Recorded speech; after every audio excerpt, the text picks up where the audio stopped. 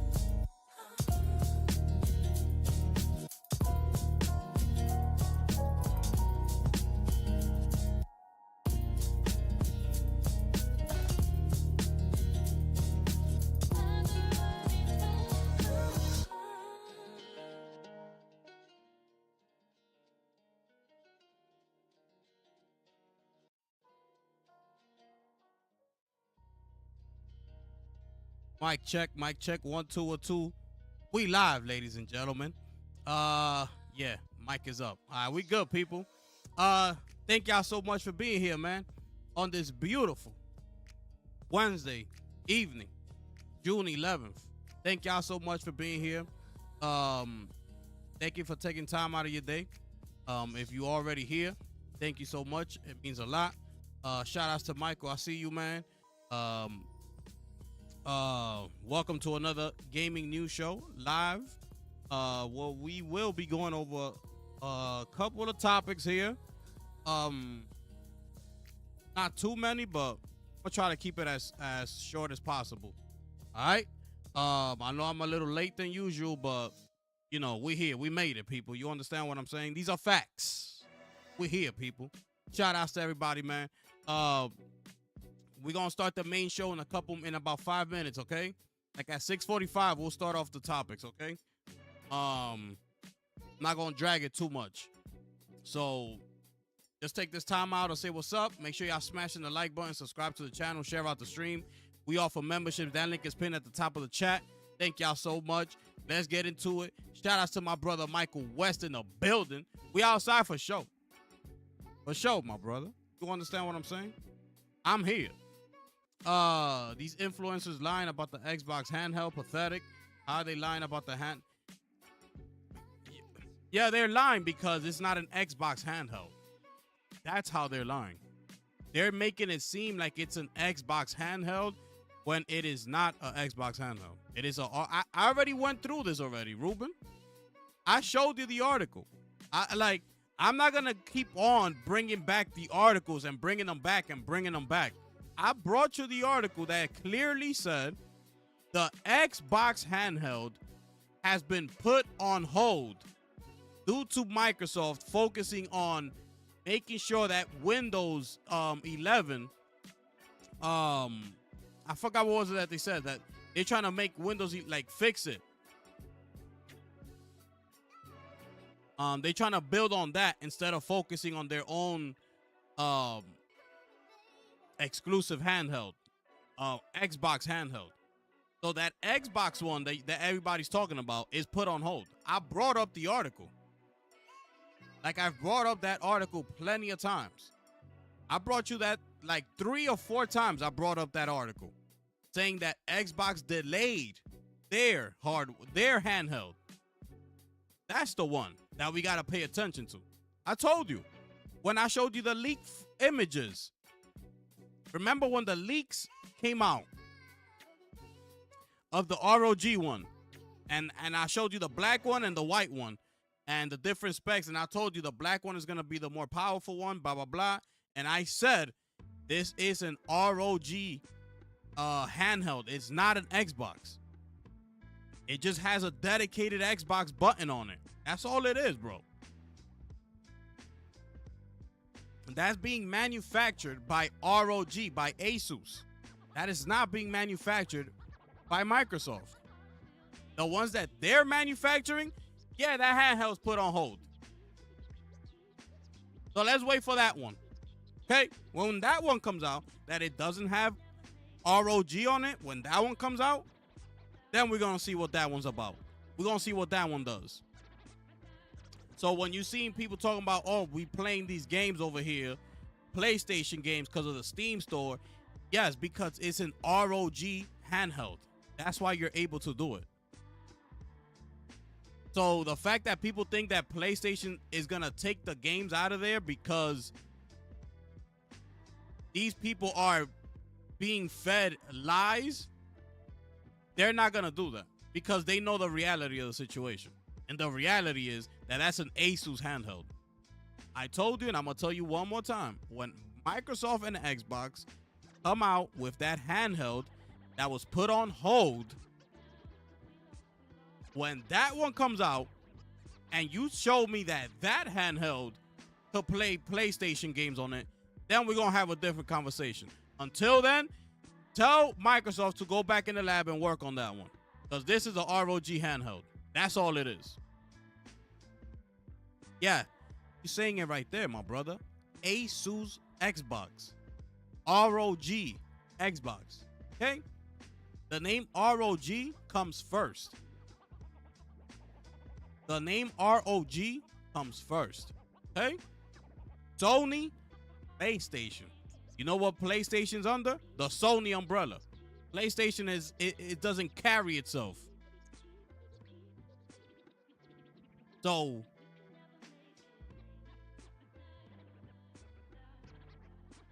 that's not an Xbox. That is not an Xbox product. I am so sorry to tell you. I'm so sorry to tell you that. That's not an Xbox product, my brother. It don't matter how you want to spin it in your head, in your own mind. That's up to you. You understand? Like, I can't control that. Like, people take information the way they want to take information. That's the whole thing about this. When you go to a channel and somebody's talking about something that you want to hear, that you know,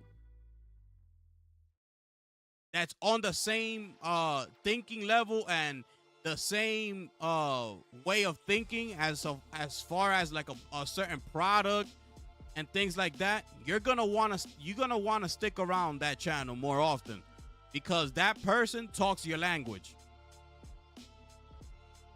as opposed to somebody who's talking straight facts. When you go to somebody who's talking straight facts, sometimes the facts may bother you. What tends to happen? You tend to leave the channel. You go look for something else where somebody else is preaching to you what you want to hear.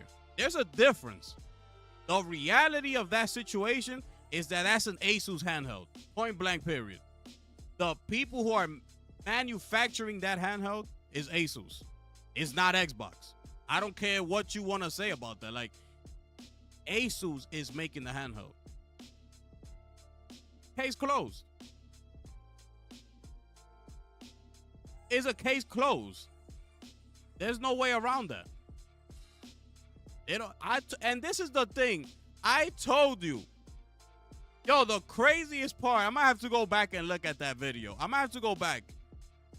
That I said, I'm like, yo, they're gonna try to flip this like if it's an Xbox. You're gonna see Phil or Sarah or whoever it is. They're gonna go up there. They're gonna go up on that stage. And what they're gonna do, they're gonna talk about their partnership. Which they didn't go in depth. They did that more towards the deep dive video that we saw. That's where they did it. The whole partnership with Asus and this, that, and the third. Like, I knew they were gonna do that. So I knew they were gonna mention that joint in the showcase. So that was one of my predictions. I was like, yo, they're gonna talk about that handheld. And they're gonna talk about it in a way like the partnerships they created, because they love that. Because they know that they can't stand on their own. At this point, they can't stand on their own. They need help from other people at this point. So, especially when you're talking about making hardware and things like that, Microsoft cannot stand on its own. It's over for that. And they've made it clear. So what's the next best thing? Partner up with people. Partner up with people who are, respected in this space. In this case, Asus, right? A lot of people love Asus products, ROG, things that they make. A lot of people love them. So them partnering up with them is like in their eyes, it's like a power move. It's like, yeah, they're going to love this because it's Asus. Let's partner up. We're going to bring it to the table. They're going to love it.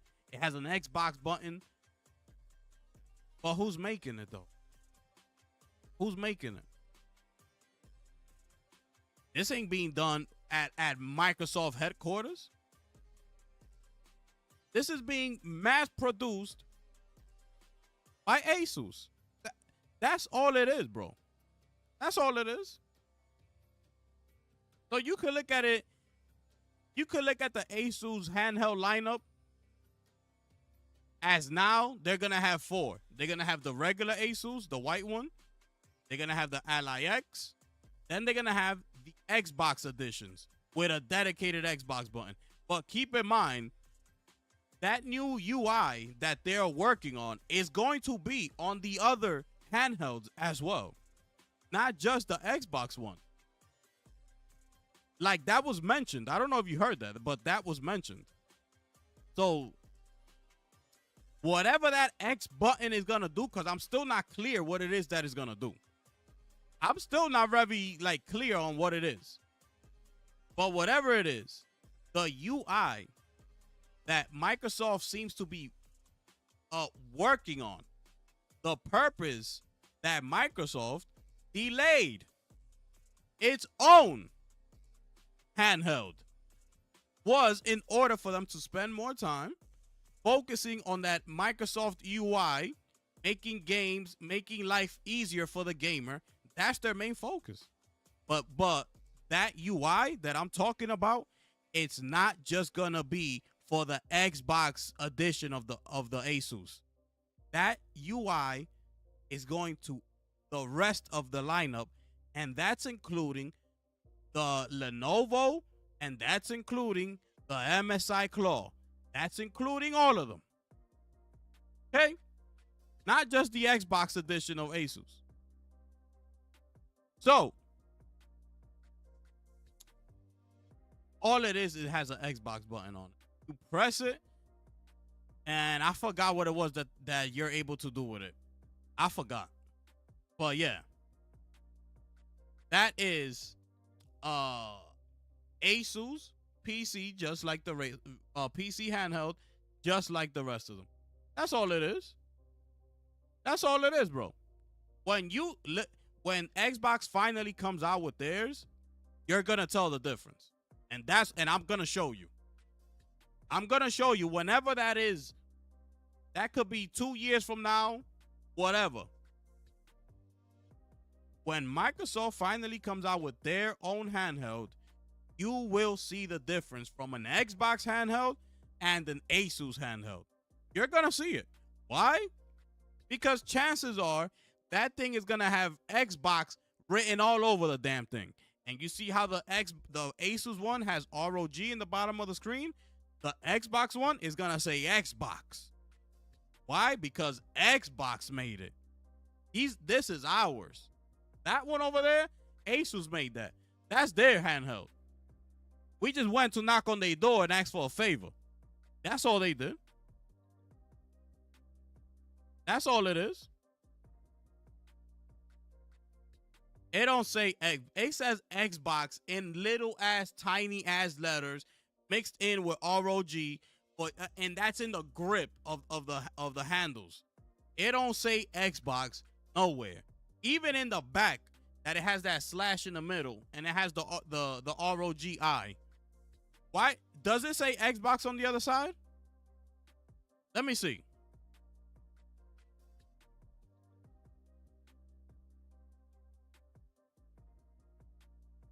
Let me see how it looks on the back end of it.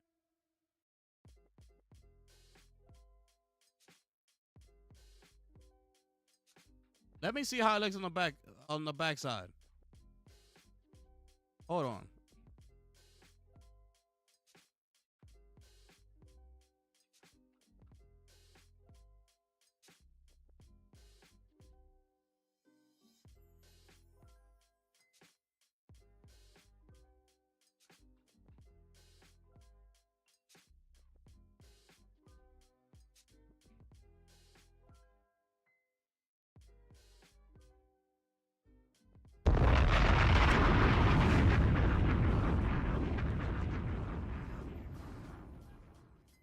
Finish him. Over. The fact that it don't even have Xbox on this side. Okay? The fact that it don't even have Xbox on this side of the handheld. Okay? This side is for Asus, but since we're partnering up, let's put this side, let's put the Xbox on this side. Take all this thing right here, take it off. Or if you want to put it match it up, bring this vent or whatever. I don't know. Redesign the damn thing. Put the I up here or put the X right here. Or take all this design off and put a damn X right here. How about we start doing that? Can we do that? Can we do that? Because this right here also doesn't say Xbox anywhere. You see right here? It says ROG, okay? You see down here. See what that says? ROG, okay? We got the ROGI even down here. Can we zoom? Even down here, you see the I. We got the ROGI right here. We got the Asus I right here. We got the ROG Republic of Gamers. Okay. We got Republic of Gamers coming straight down the middle. We got the I. We got the I right down here. Okay. Look at it right here one more time. That's the I. We got the ROG sitting right here on the side. ROG. And then we got ROG sitting right here in the bottom. That's it. That's it. This is an RO.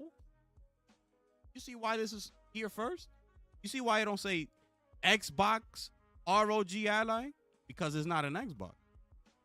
It's an ROG first.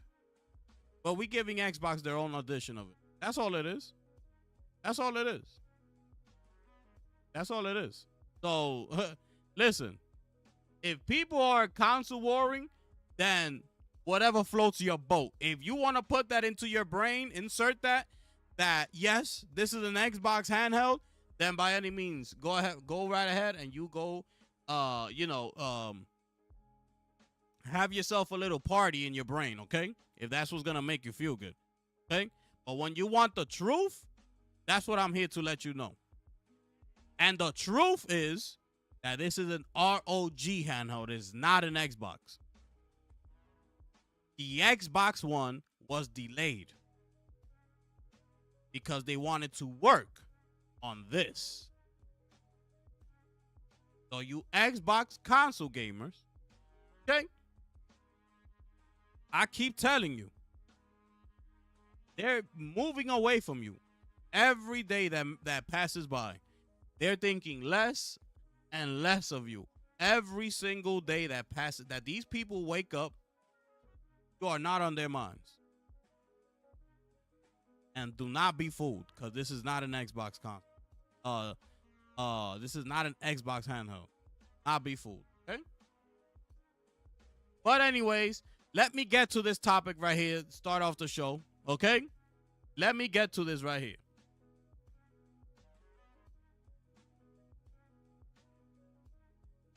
But little James, yeah, naysayer, you're absolutely right. Because this is the way that Microsoft, and it's, what you call it? This is the way they're promoting it. They're promoting it like if it's theirs. That's how they're promoting it. Like if it's theirs. And it's not. All this is, they want you to buy this, is so you could slowly, little by little, move away from their console. They want you to buy anything but the console at this point. They want you to buy anything. They're not gonna be. They went with Asus because they can't go with Steam Deck. They can't go with Valve. Valve has Steam OS. So they know they can't partner up with Valve. They partner up with the next best thing, which is Asus. And Asus agreed.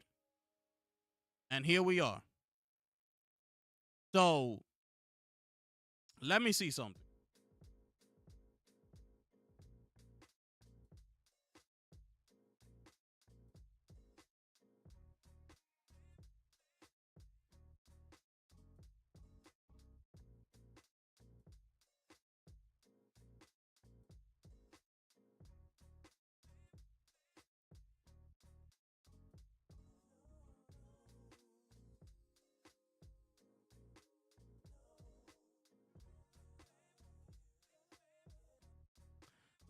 Let me see. Hold on. Cause I'm trying to see if there's any cause this is gonna answer the question. Okay? Well, is if they have any type of contract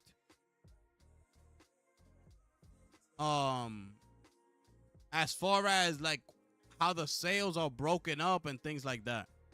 Is there any type of contract? And I'm not seeing anything.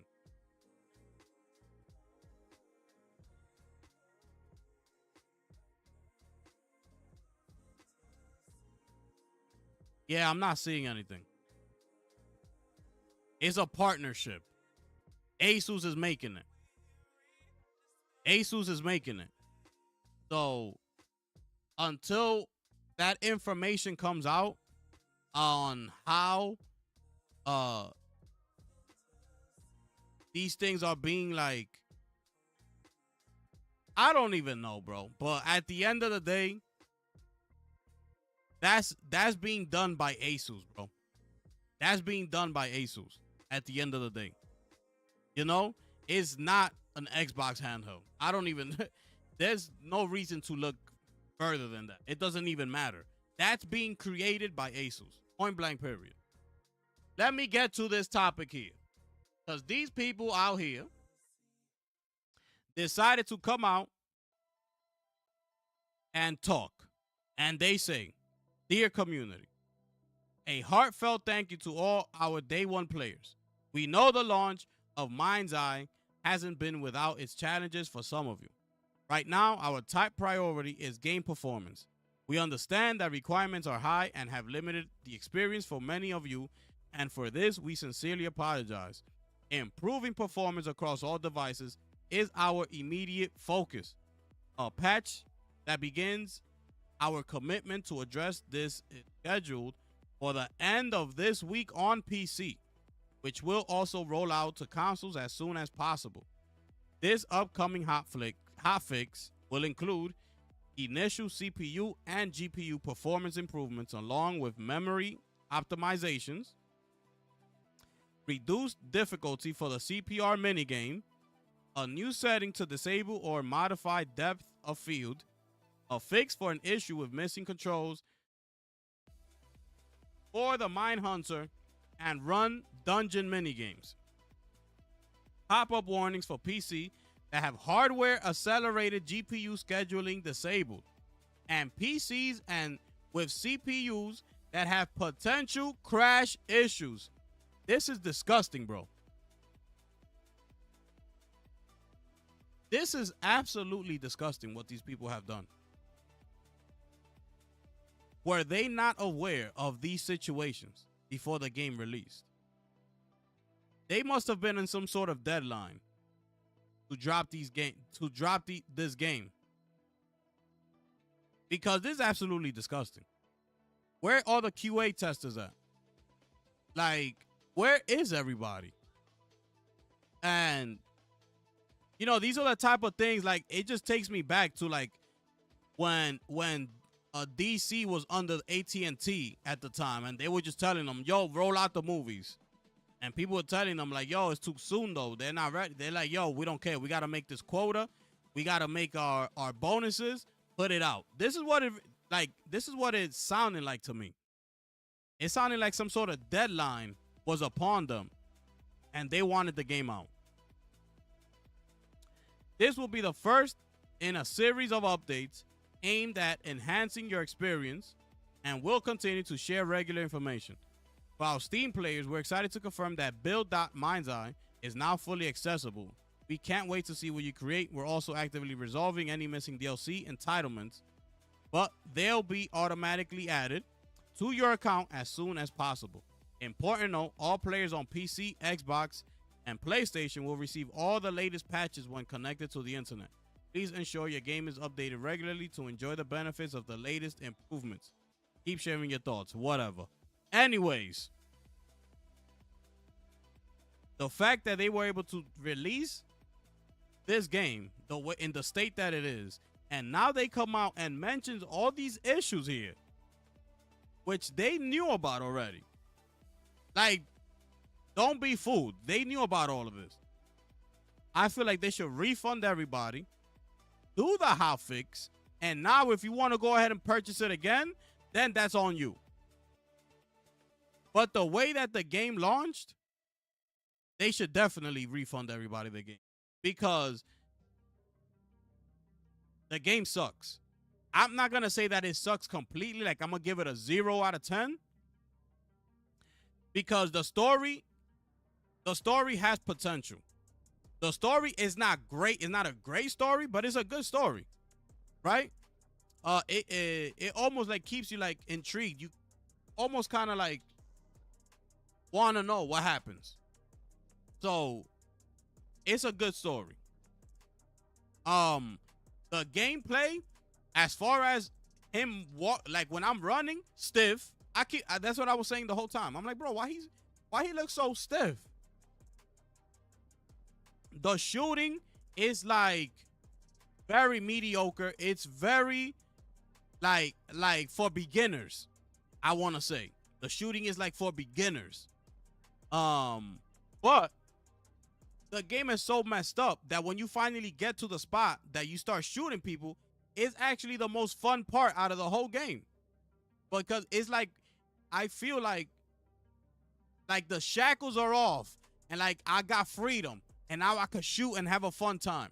Because the rest of the game is them telling you to drive over there, and while you're driving, it's a bunch of talking throughout the whole time that you're going to the damn mission.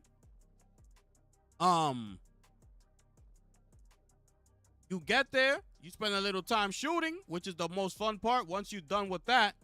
And by the way, getting to the mission, you're not gonna get there. It's like they programmed it. Like they're gonna talk to you for this amount of time until you get to the mission. It's like you can't get to the mission before they stop talking to you in your ear. It's like they programmed it that way. Like make the mission that he gotta go to from this point, make it 2.5 miles out. So within from here to 2.5, they're gonna be talking your ear off up until you almost right at the point where you gotta be at. If that makes any sense. So, and I feel like they did that because the world is so dead. There's nothing for you to do. So what they tried to do to entertain you was preach to you more and more information, which is overwhelming. It's too much information being fed to you all at once. You got to follow the story, what's going on, what they're saying. Then you got to follow what, when you get in your car, what they're telling you in your ear. Then you got to follow, you know, the robot, the other chick that you saved that she talks to you in your ear, because if it's not the boss that's talking to you, it's the chick that you saved in that shootout, and now she's in the safe house. It's either her talking your ear off or your boss talking your ear off, and it's just constant talking. Like, bro, I'm gonna need you to shut up for a second. I want to drive. I want to enjoy this little drive without you talking my ear off. You can't get out the car. It's not. The thing is that people are going to automatically try to think that this is a GTA, and it is not. It's nothing, bro. It ain't even what you call it, Watch Dogs. It ain't even Watch Dogs. I don't know what the hell this is. Can't get out the car. There's no melee weapon. You can't punch. Can't do nothing. All you could do is shoot. When you're what you call it? Like when you're hiding from the enemy, you see how you could just blindly shoot with R2 without having to aim? Like, brrr, you can't do that. You have to come out and aim to shoot. The driving of the cars, I'm not too mad at it. It's not horrible. It's not horrible driving. I just don't like how bouncy the car is, like when I'm driving. You hit like a bump and the car's like, boom. Like, bro, I just hit a bump. Like, relax. You know? But the driving itself is not horrible, right? And what else am I missing? The graphics are really good. That's like the highlight of the game. Like in the cutscenes and things, like it looks incredible, bro. Like, especially when you look at it in an OLED monitor, like it really it looks really good. I'm impressed by that. But it's like the rest of the game is so buggy, takes me to the main issue. Is the bugs, the frame drops. Like, bro, it's like you can't enjoy the game because that's in the back of your mind every single time. Every time you're doing something, you're thinking, they're gonna bug? Is it bug? Is it lagging? Someone like glitchy? That's all I'm thinking about the whole entire time. So my mind is occupied with thinking about that instead of thinking about just enjoying the game and the story and what the mission is, you know, trying to learn different mechanics or whatever. No, it's none of that. It's none of that, bro. It's just bugs everywhere. And the game was so bad. I'm going to end it with this. The game was so bad that it crashed my Streamlabs. Like an error message popped up. It was going crazy. Error message popped up. Boom, boom, boom. Next thing you know, my Streamlabs shut down. I had to restart. My computer was bugging. I had to restart my computer. Okay? That has never happened to me. Not on console and not in the short time that I have here on PC. It has something like that has never happened to me. And it happened to me with that game. Absolutely disgusting. The game is so bugged out, I had to restart my computer. It shut down my stream, bro. It shut down my Streamlabs. It closed it.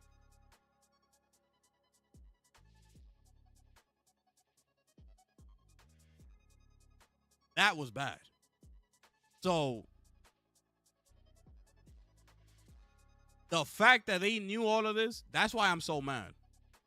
Because I don't like when shit like that happens. Like, I could take the game being buggy. I could take whatever people want to say. I really don't give a damn.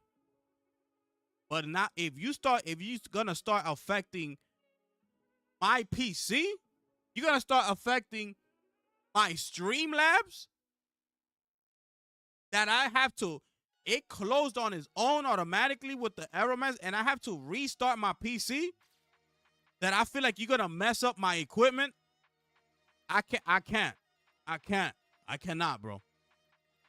The game being bad, the game being broken, the game's not ready. I don't care about nothing. I could care less. I could care less about all that. Whatever. I would have spoken about it. Yeah, cool. Whatever. It's broken. They gotta patch it up. Blah, blah, blah, whatever. Yeah, it came out broken. It shouldn't have, but it would have been a whatever situation to me. It's whatever.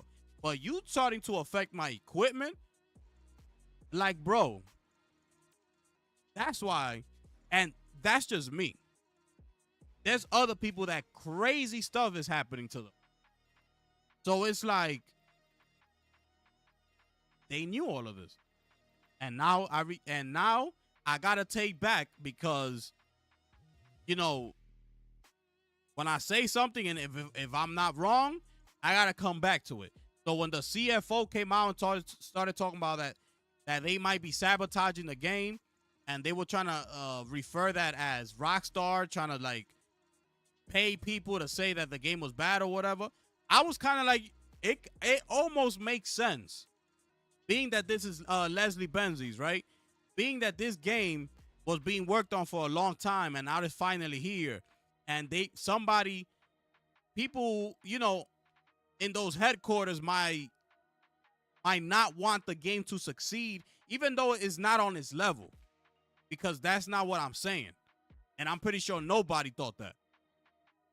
It's just the fact that, you know, seeing an ex-Rockstar, especially him, right, being such a huge part of that, come out with his own game, and the rumor that they told that when they fired him, they told him go build a rocket, and now he named his studio Build a Rocket Boy, and you know, all these things piling up kind of makes sense.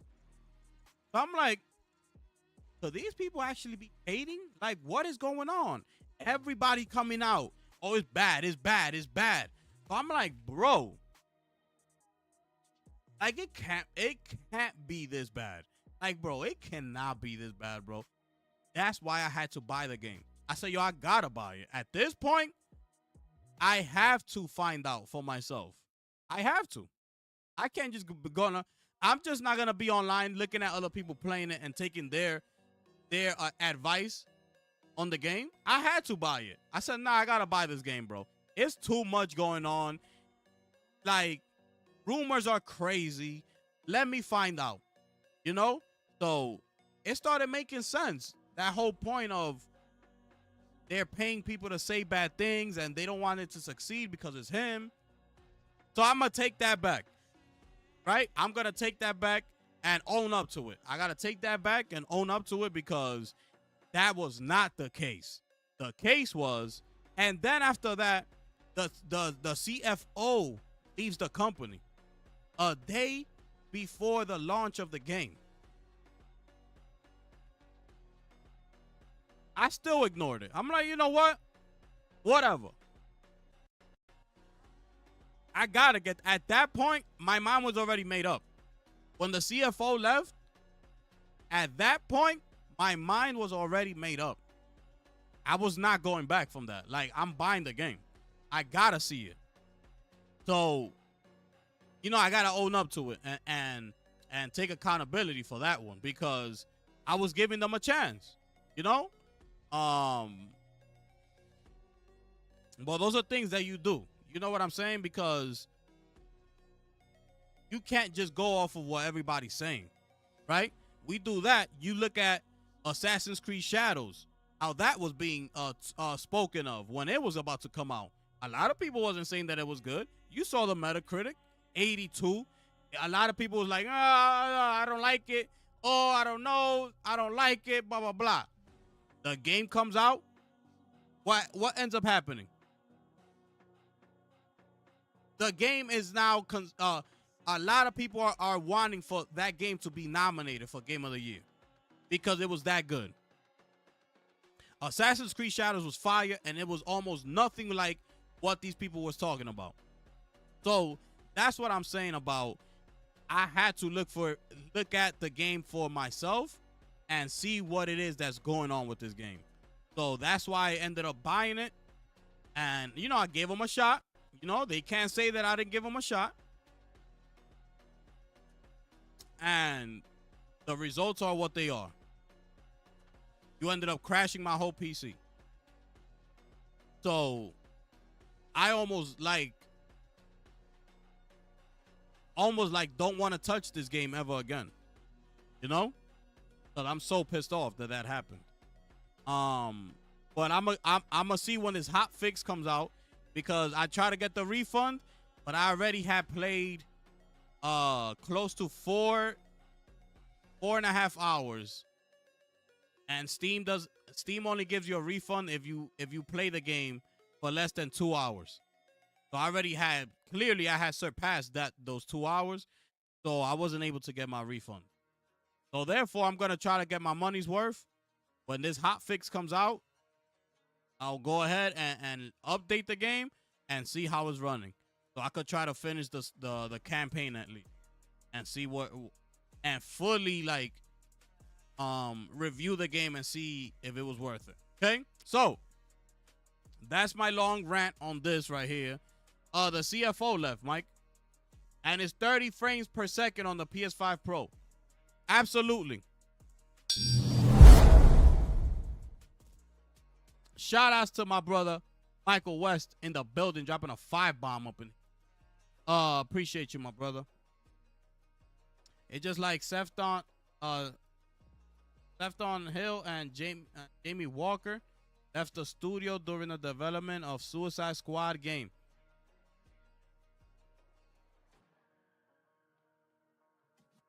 Yeah, but did they leave like right before?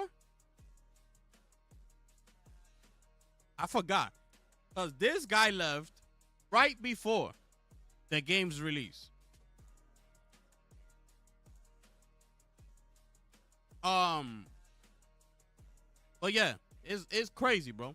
It's crazy. So let's see what happens with this game, man. 30 frames on the PS5 Pro. 30 frames on a PS5 Pro. That's nasty work. That's nasty work right there. Isn't this game PS5 Pro enhanced, by the way? I believe this game is Pro enhanced, if I'm not mistaken. And the fact that it's still going 30 frames is unacceptable. That's unacceptable. They've been working on this game for a long time, bro. A long time. I want to say like 6 or 7 years, bro.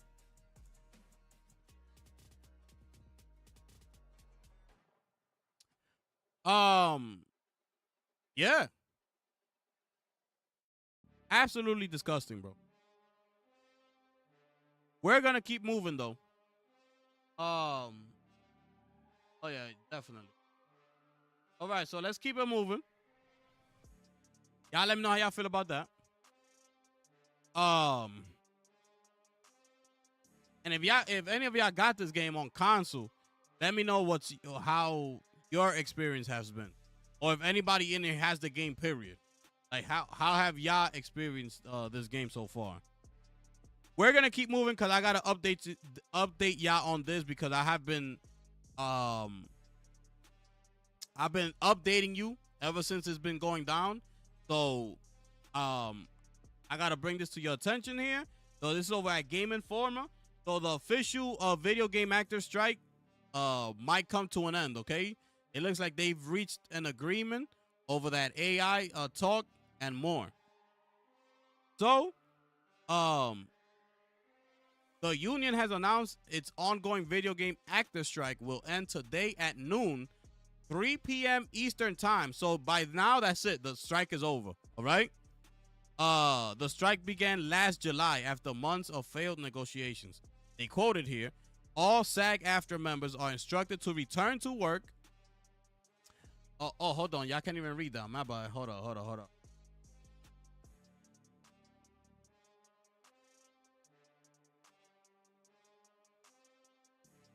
So, it says here, quote, all SAG-AFTRA members are instructed to return to work on production under the IMA Interim Interactive Media Agreement, including work promoting or publicizing projects produced under the IMA.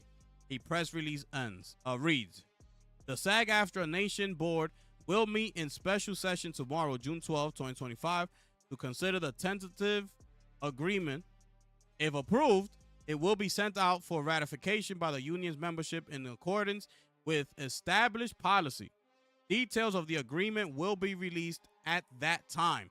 So we will have to wait until they send it out for ratifications and things like that. And once that happens, once it's a go, then we'll find out the details, okay? That's not going to be tomorrow. A spokesperson for the video game producers party to the interactive media agreement provided the following statement to Game Informer. Quote, we are pleased to have reached a tentative contract agreement that reflects the important contributions of SAG-AFTRA represented performers in video games. This agreement builds on 3 decades of successful partnerships between the interactive entertainment industry and the union.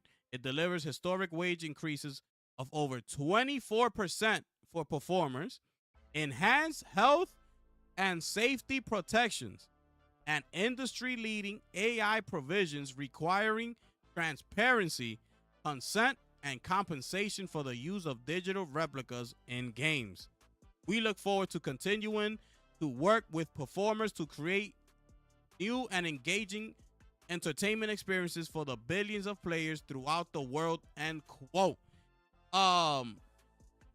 We gotta drop a bomb for the SAG-AFTRA. You understand what I'm saying? Finish him.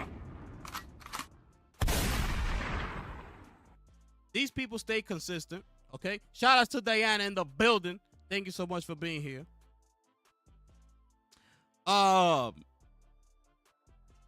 SAG-AFTRA, these people, man, they stood on business.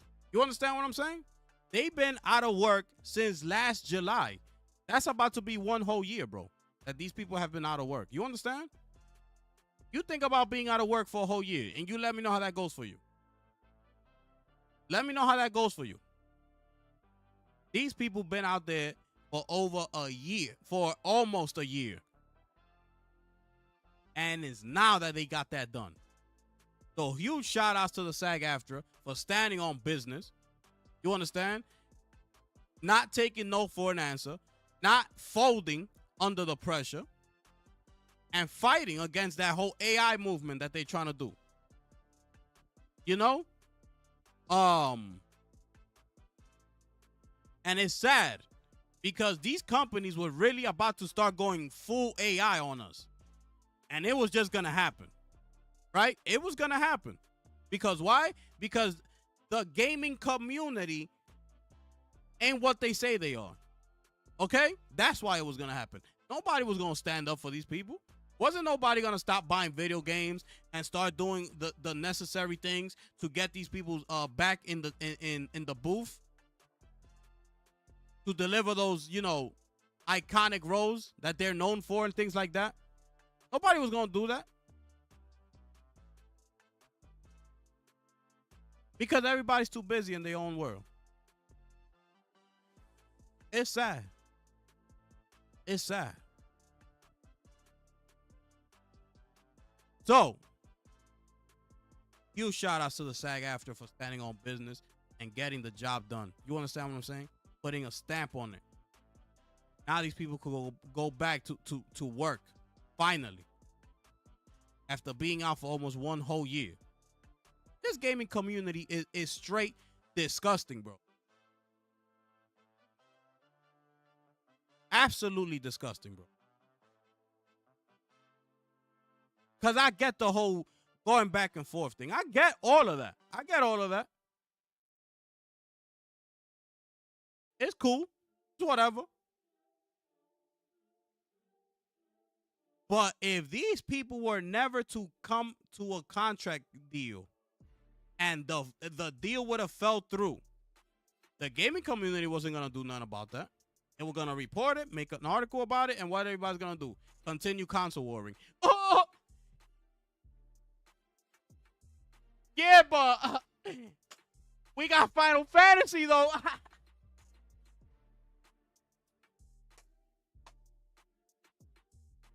Absolutely disgusting, bro.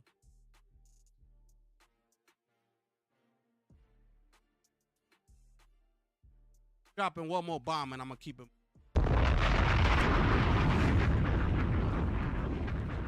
Finish him. We're going to keep it moving. Shout out to Jeff Keighley. My goodness. Gamescom reveals its first wave of partners. It's going to include Ubisoft and Capcom, by the way. So these were the people that are confirmed for Gamescom. By the way, last year's Gamescom in Cologne pulled in a record high number of exhibitors, some 1,400 in total. It was a 15% increase over the 2023 edition of Gamescom. And this year, things are set to be bigger than ever. It all kicks off with the opening night live ceremony on August 19, presented in Cologne by none other than our boy, Jeff Keighley. We got to drop a bomb for Jeff Keighley.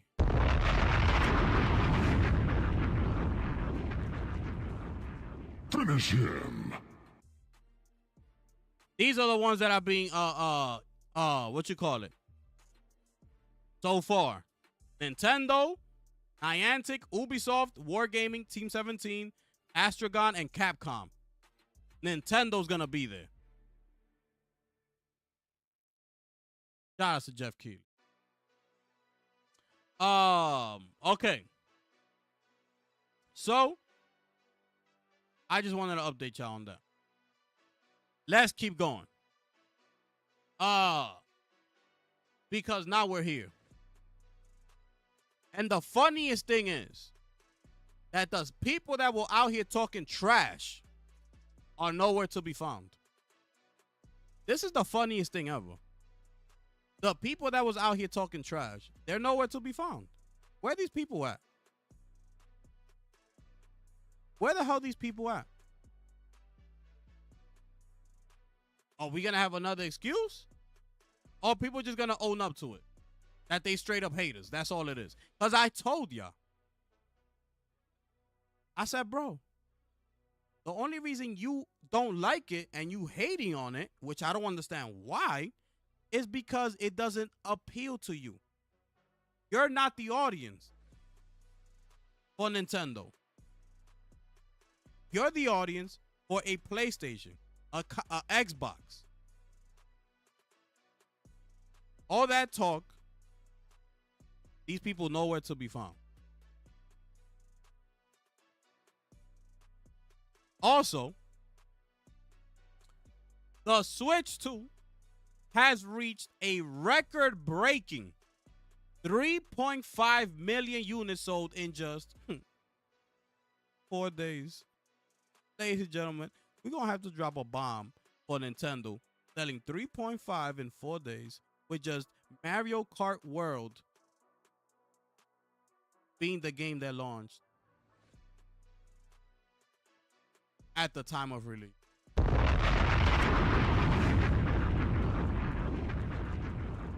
Finish him. I told you. I told you I wasn't going to get into that mix. I told you I wasn't going to be one of those comparing this to a PlayStation 4, to a PlayStation 5, or get a PS5, don't get a Switch. Who the hell you talking to, bro? These people make no sense. Don't get a Switch, get a PlayStation. You make no sense whatsoever. I told you time and time and time again. People comparing Cyberpunk and all this. You're not going to get a Switch to go play Cyberpunk on it. The only reason those third-party games are there is because they are giving Nintendo the bag. They want to be part of that ecosystem. They want some of that Nintendo money. Nintendo agreed and said, okay, we'll make a powerful console in order for you to put your games on my system. So these people start flocking over there. Gonna start seeing all these third-party games going over there. But for nothing. Because people that buy Switches is not to play Cyberpunk. I kept telling you this. Stop comparing it. It is not the same thing. They are focusing on two totally different demographics. They are not on the same level. Okay? Nintendo deals with the little kids. They introducing them to gaming. Family friended.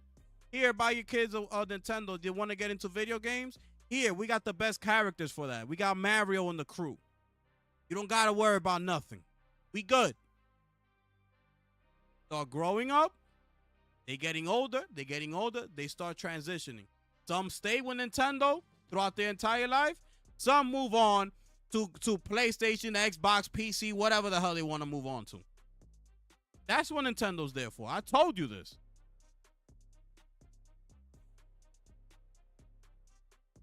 So that's why I never understood when these people's out here comparing this. I told you. Everybody was just, that looks crazy. Yo, that's ugly. Not me. Not 400. Not me. That looks terrible. Look compared to a PS4. That's console warring. That's fanboy talk.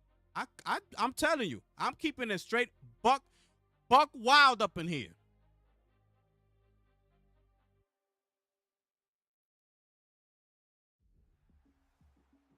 $3.5 million. I even seen people say they thought they were gonna have more.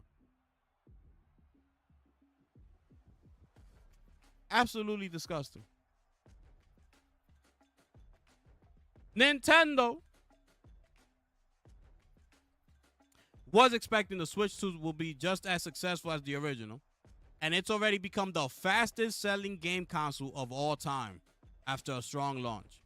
Nintendo reveals today that it has sold more than 3.5 million units, Switch 2 units, in the console's first 4 days, surpassing records for any Nintendo hardware within the same launch period. But the records is more significant than that. Daniel Ahmad, director of research and insight at Nico Partners, points out on X that the Switch 2 is the fastest selling home video game console of all time. It took Sony 16 days to sell 2.1 million of PS4 consoles and 6 weeks to reach 4.2 million units. That's like a month and a half. The Switch 2 has also comfortably beaten the PS5 launch, which debuted during the pandemic and associated chip supply constraints. It took 7 weeks for Sony to sell through 4.4 million PS5. So it took Sony with the PS5 close to 2 months. Right? It was just 1 week out, and it would have been 2 months. So basically 2 months. The PS4 took 6 weeks. So that's a month and a half. The PS5 took an extra week to reach that. Okay? It's clear Nintendo was able to meet pent-up demand for a Switch successful for having ample inventory on hand in key markets. Switch 2 pre-order sold out across major retailers in the U.S. ahead of the launch, but there was still limited stock on launch day for those willing to line up at midnight or take a chance in the morning. The threat of price increases from tariffs likely helped goose initial demand too. While the Switch 2 isn't the biggest UK console launch of all time, it seemed relatively easy for Brits to buy one on launch day. It's still the 4th best-selling console in the UK according to the data from Nielsen IQ. They're talking about demanding here. Let me go down here. The real question now is whether Nintendo can keep up with the sales pace, and if tariffs and handheld alternative could slow down sales. Nintendo is aiming to hit its goal of 15 million Switch 2 console sales by the end of March 2026, and it's already off to a good start with 3.5 million in just 4 days, people. Okay, this is just 4 days. 3.5 million, bro. That hasn't even been out for a week. This thing costs $400. $450 if you want the $450. $500 if you want the bundle. 3.5 million. Saying it was gonna flop. We're comparing it to the PlayStation. Don't buy this, buy a PlayStation. Even though you sound like a damn idiot. Well, okay, whatever. I told you, but I don't know what I'm talking about. I bet you people gonna start making excuses. Oh, you know why? You know why that happened? Let me explain to you why. No, you know why that happened? You know why that happened? Because people went out and put $450 right here from their pocket and went, here you go, Nintendo, thank you. That's why that happened. No excuse, nothing. Give me the $450. The Nintendo Switch is yours. It's always an excuse or something. It's always an excuse or something. Like there's an excuse here. It's always an excuse. It is what it is. I kept telling y'all, stop comparing this to a PlayStation. They are not competitors. It don't matter if the PlayStation is more powerful than the Switch 2. It don't matter.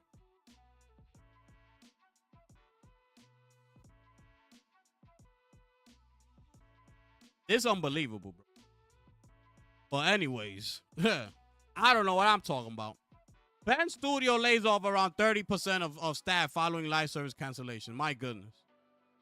Can somebody explain to me, and can somebody tell me where the hell Sony at?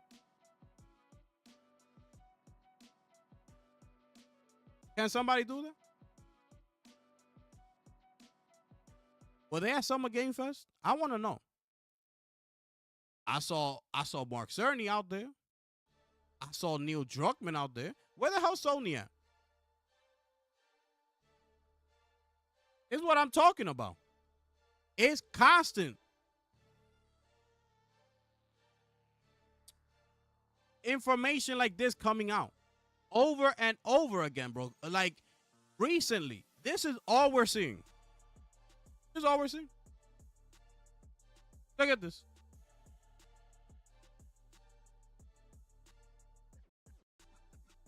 I don't even want to read all this. What? Yeah. Yep. They've remastered on PlayStation 5 and PC. Remastered. And what else? Are you gonna tell us how much they sold or not? Bloomberg's Jason Schreier. Let's start off here. Because apparently they're not telling us how much that remaster sold. But whatever. You know the remaster, the game that everybody's crying over? Yapping their mouth about? Right? Can we get sales numbers for this game or no? I'm going to look in just a sec. Because I completely forgot about this remaster game. I need to see how much this game sold. I need to see it. Bloomberg's Jason Schreier reported Sony's Bend Studio, which canceled a live service game earlier this year, is laying off 30% of staff today, around 40 people, Bloomberg now has learned.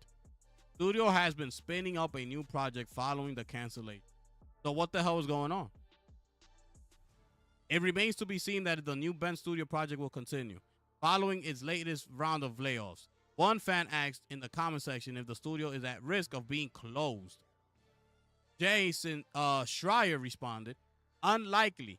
They'd have to lay off 30% of the staff if they were going to close the studio. What?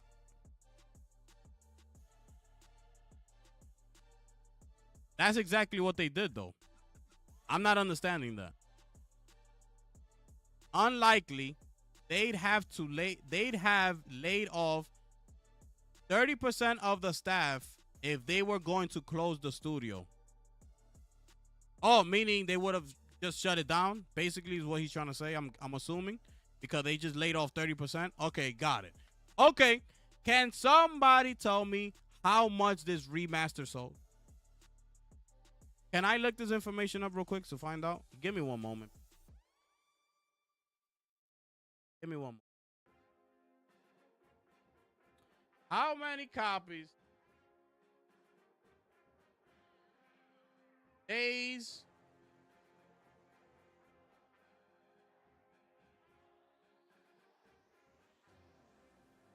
It doesn't say. It doesn't say. Of course not. It's because it's going to tie into the original. So, I would love to get those numbers. But anyways, it's just been constant layoffs, cancellation, art theft, you know, Last of Us Season 2 debacle. What else am I missing here? Missing something. Like, they said that they didn't pitch. I don't know what to believe. Because they said that they didn't want to pitch Days Gone 2. That's what they said. That they didn't want to. I believe they got scared or something to go up because they thought Sony was going to say no. So they never took the idea of a Days Gone 2 up to the higher ups. And then there's another thing that says that they did go to Sony and pitch Days Gone 2 and Sony declined and Sony rejected it. I don't know what to believe. You know why? Because where the hell Sony at? Could they make all these things clear? No. We got to hear stuff from Jason Schreier. This is what I'm talking about. So you know what? I'm going to believe Jason Schreier. He's the one reporting it. So I got to believe him. Oh, okay, Jason. That's what it was? You got it, baby. Yes. This is what I'm talking about. Anyways. Talking about all this live service stuff. Let me show you why. Where was I? Why Sony is so fixated in these damn live services. And I told ya.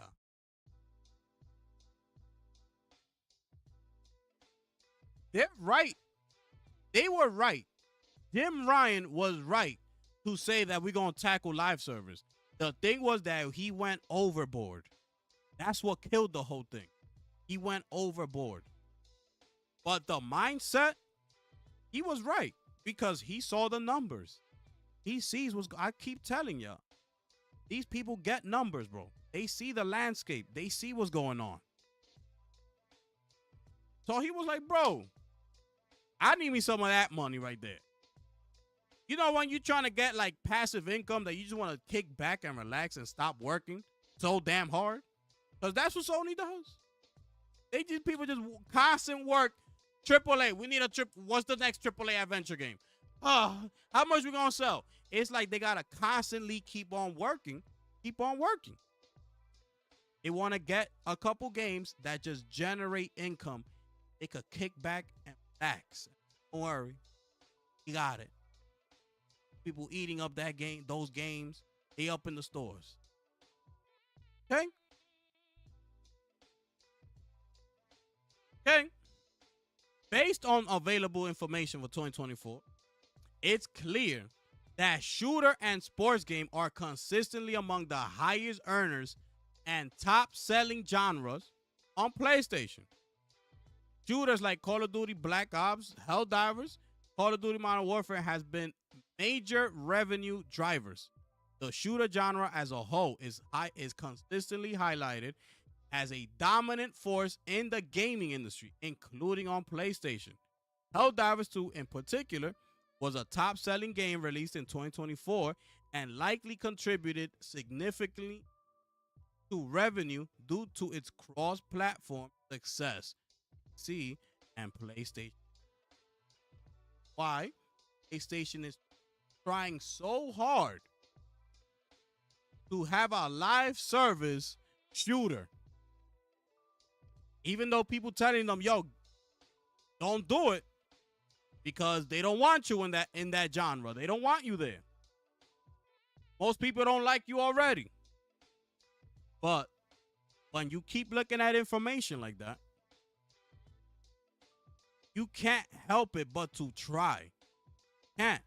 Because you're like, bro, nah, we gotta get a shooter. Because we know shooters are gonna be here 20 years from now. Shooters are gonna be here. They're gonna be here. Big AAA adventure games, I don't know. But shooters, they're gonna be here. So that's why they're trying to get in there. Following that are the sports games. EA, you already know. Madden, NBA 2K, all that. They consistently appear in the top download and revenue chart for PlayStation. In Europe, football soccer games like EA FC 24 accounted for a very large percentage of PlayStation's revenue in quarter 2 20.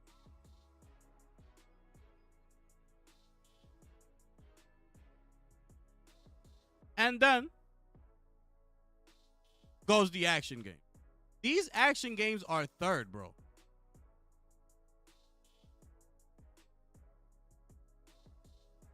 Let me show you something else.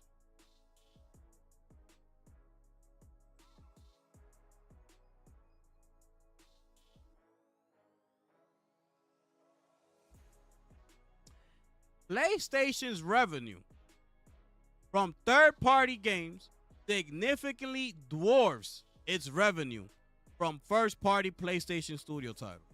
This has been a consistent trend for many years. Here's the breakdown. Dominance of third-party sales. In the fiscal year ending March 31st, 2024, Sony reported selling 303 million games on PlayStation 4 and 5 combined.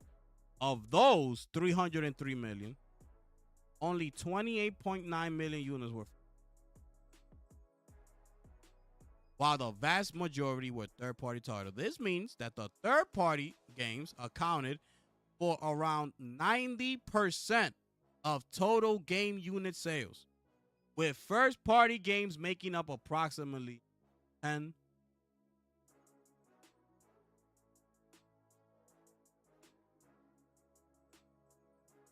I mean, I told ya, if it's not games like Marvel Spider-Man, God of War, The Last of Us, most recently Helldivers 2, which is a live service game, But PlayStation somehow fumbled that bag. They let Arrowhead walk out the building. Okay, I forgot to mention that one. One of the worst moves in Sony history. They let the one studio that actually made them the most money walk out the door. And people are still saying that that's a boss move. People are still saying that that's somehow a win for PlayStation. I'm telling you. These are the things that I see and I hear. And I'm like, bro, what? Like, bro, at what point are you going to stop and say, hold on a second, I'm taking it too far? I'm telling y'all crossing Xbox level at that point. You crossing over to the Xbox level of delusional status.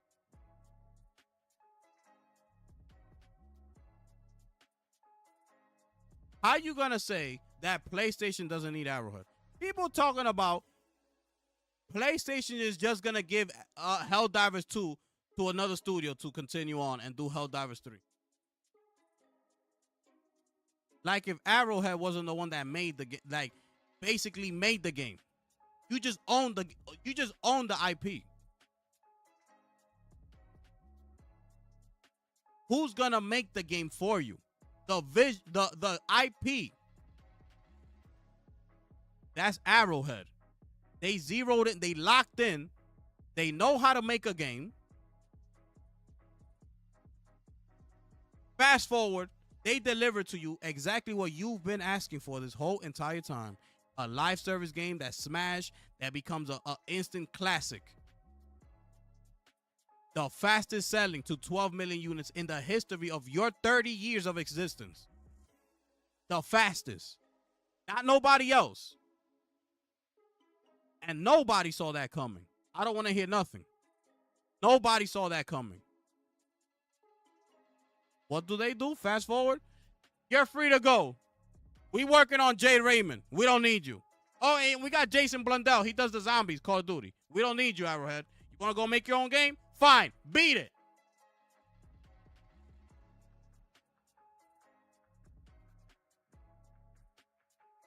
I'm just saying. What are you going to do now? What live service game is going to save your ass?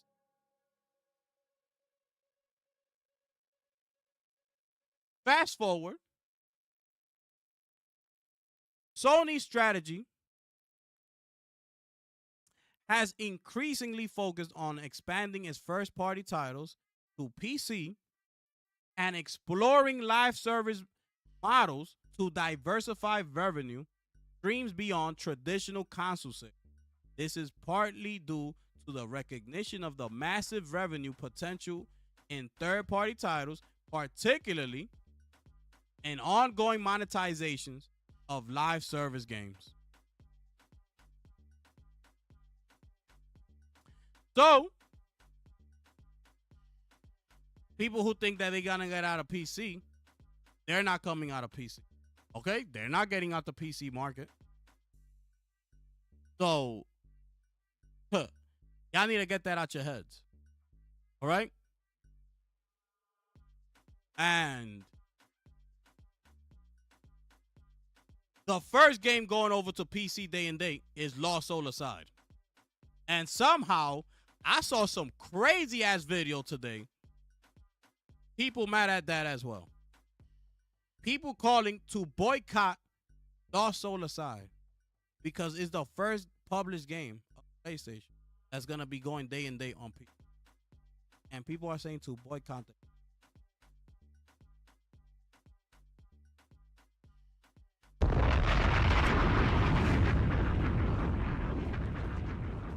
Finish him. Oh, man. Listen here, man. Yo, I saw that. I almost want to bring up that damn video. I almost want to bring it up. Like, I really want to. Bro, when I saw that video, Bro, I was laughing so hard, I had tears coming out my. That's how funny that was, bro.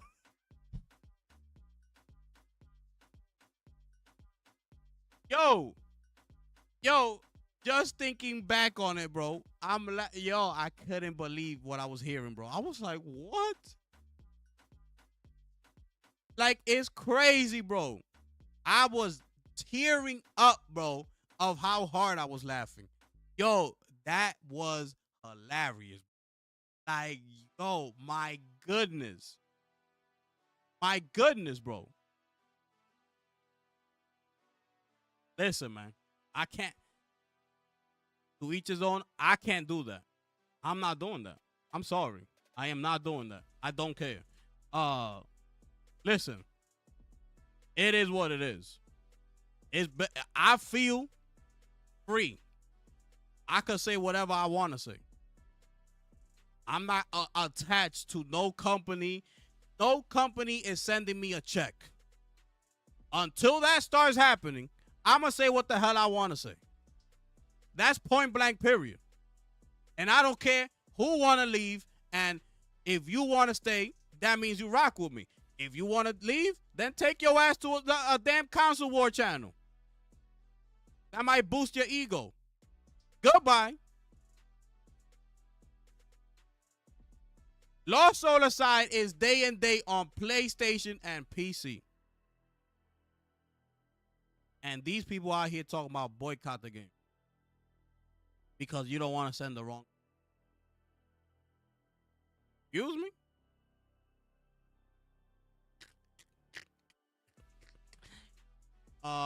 Anyways.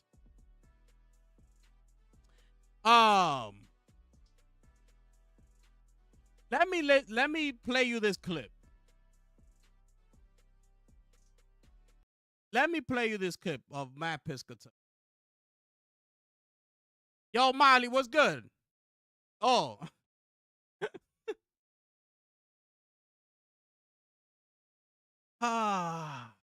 Let me play you this clip of Matt Piscatella.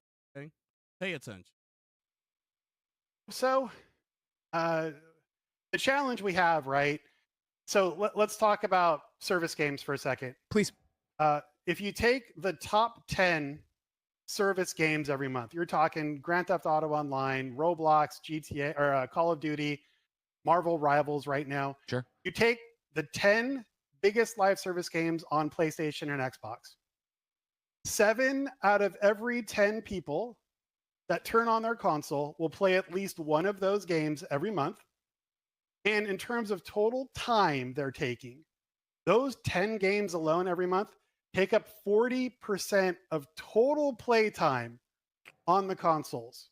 So, you look back 10 years before the big revolution of live service games, people would get the big game, they'd move to the next big game, move to the next big game. You had that full pool of players and hours to pull from. Now, because of these live service behemoths, half of the gaming time on consoles is just gone, is going to be eaten by those games, right? So you're fighting more and more for those hours and players that are remaining. The other part of that is the audience is really changing their purchasing behavior than they had even 10 years ago. Now, your audience, right, the people here in the chat, you're on the very extreme enthusiast side, right? Let me tell you some If you're watching a about live video game talk show, you're you're not the majority. So, just real quick on purchase frequency, like how many games someone buys in a period, right? Yeah. 30% of people that play video games will not buy a video game this year. Wow. So that's a third of the audience that just won't buy. A further 18% purchase a new game every 6 months or less frequently. So these are your folks that are buying Madden or EAFC, or they're picking up Call of Duty, right? Your big mass market only kind of buyer. The kind of purchaser that's watching this show, you're probably buying at least one game a month, maybe more. Only 12% of video game players buy a game once a month. Only 4% buy games more often than once per month. So, when we're talking about the developers and the publishers that are really being, hurt the most, that we're talking the most about, are the games that are really targeting this like 16% of total players that are, purchasing very frequently, while the mass majority of players are buying a game or two a year and they're playing Fortnite, Minecraft, and Roblox. And I think that's like the biggest challenge. The biggest competitor to any new video.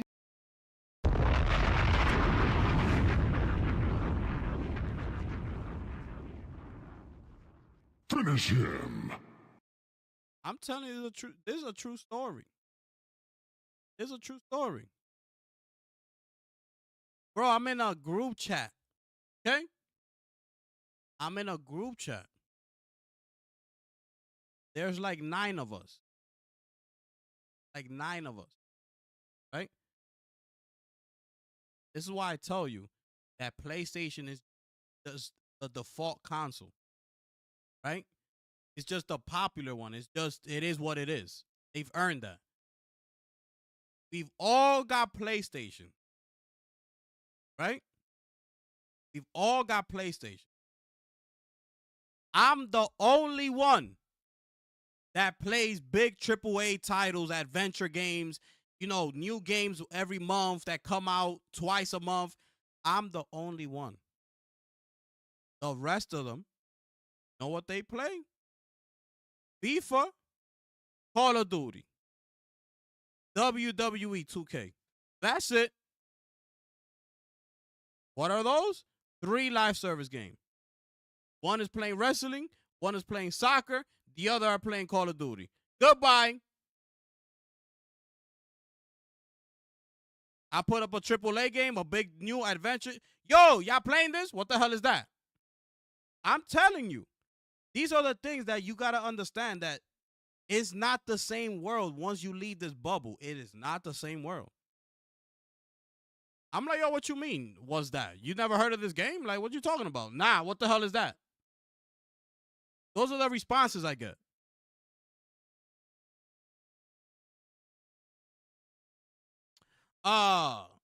So these are the reasons why these people are here looking for live service. Okay? These are the reasons. It's because of that. It's because of that. These are the reasons why PlayStation is out here moving towards the PC. That's why I'm saying these couple games coming up is going to be huge. Death Stranding 2, right? That's a PlayStation exclusive. Let's see how that sells. Ghost of Yotei, PlayStation exclusive. Let's see how that sells. Let's wait. But that might say a lot, depending on how much those games sell. That's gonna tell them a lot.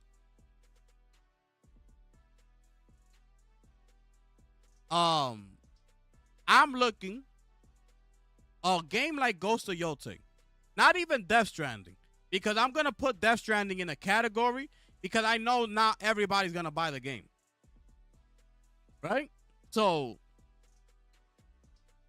even though the game cost a lot of money to make, that's why Kojima was like, oh, I don't want everybody buying my game, but I understand the financials of it. We got to keep the studio open. We got to keep people being, mouths got to get fed. Families got to be taken care of and things like that. So I can't think selfishly. I got to think about the team and things like that. You see Death Stranding 2. You understanding how much that game costs?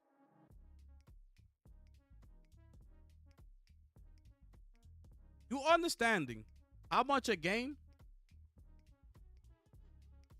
like Death Stranding 2 costs? It's right there in front of your face. It's right there.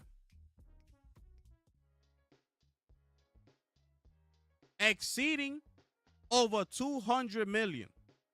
Giving the scale and complexity of the game, factors like using high-end tech, the involvement of prominent actors, and the ambition of Hideo Kojima contribute to the higher estimate. Okay? all this, you got to take all of this into consideration. So, how much you think this game is gonna sell? How much you think this game is gonna sell? People already saying that, oh, it's not my type of game. People might say, yeah. But when the time, I told you, when the time comes to hit that purchase button, who's actually gonna do it? Maybe the 75 hours to complete might scare them. Oh, I'm not doing that. Hours. Nah. Or a game like Death Stranding. Nah, I'm not doing it. A delivery game. Nah, I'm not doing that. I'm just saying. If this game costs $200 million to make, out the gate, this game gotta sell at least like 6 to 7 million copies. Out the gate. Out the gate, bro. You think this game gonna sell 6 million copies the first week? You think it's gonna sell 6 million copies the second week? Do you think it's gonna sell it the third week? Or is it gonna take a month to get to 6 million copies? What do you think? 2 million? Giving the stakes of this game costing $200 million. Do you think that this studio and this game is anywhere near close to making profit out of this game? We're selling 2 million copies, right? Because I'm going to tell you something. Oh, look at this. This is Final Fantasy 16. Okay? This game cost $59 million. The development cost $59 million and a separate marketing budget, while initial sales reported indicated that 3 million units were sold. Some believe Square Enix has barely broken even with those sales. Okay? A Japanese news site reported they cost 10 billion yen, which approximately turns out to be 59 million US dollars. A separate marketing budget was allocated, right? Contributing to the project cost. With initial sales of 3 million units and assuming that $30 in net sales per unit, the game generated 90 million in revenue. While revenue slightly exceeded development cost, some analysts suggest Square Enix is still barely breaking even, especially considering the marketing expenses. The marketing expenses is a separate marketing budget. They got to pay Sony. Okay, these people got to pay Sony. Got to take that into consideration. People ask why Square Enix wasn't satisfied with the sales. They were underwhelming. It was not what they expected. A game like Final Fantasy 16, 3 million, that should have been double the way people talk about Final Fantasy. There's 80 million consoles out there. 75 at the moment of release or such. This is what these people are looking at. This is what they're looking at. They got to pay Sony. Those 3 million, assuming the $30 in net sale per unit, they're barely breaking even selling 3 million in the first week. And this game only cost 59 million to make without including the marketing cost. So you think about that. You see why people was talking about why they complaining about Final Fantasy selling 3 million copies in the first week and they mad, blah, blah, blah. This is why. This is why. You know why this is happening? Because time is moving on. And like Matt Piscatella is saying, people are defaulting to those genres And they're just spending their time on that. And that's it. Like he said, the 1/3 or whatever it was that he said that's listening to this podcast at the moment, and he like, yeah, if you're listening, that means you're a hardcore fan. You're in the community. You're in the game space. Chances are, yeah, you probably bought Final Fantasy VI.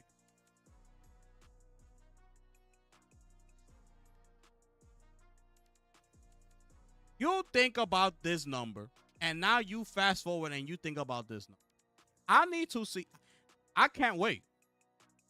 I'm not going to downplay it or nothing. I'm just saying I just can't wait to see the numbers. Hopefully, they come out the gate 5-6 million strong first week. Hopefully. Let's see what happens. Hopefully it does. Okay? So, this is why these people, everything is happening, bro. This is why everything is happening at once. That's why I keep saying Jim Ryan wasn't wrong at the idea, but it was just he exceeded, he overdid it. That's what it was. That's what it was. But he's not wrong into looking into live service. That's where the money's at, bro. That's where the money's at. They've looked at all that information, bro. They looked at Returnal. They've looked at Rise of the Ronin. They looked at Stellar Blade. They looking at Astrobot. Final Fantasy 16. They looking at all this.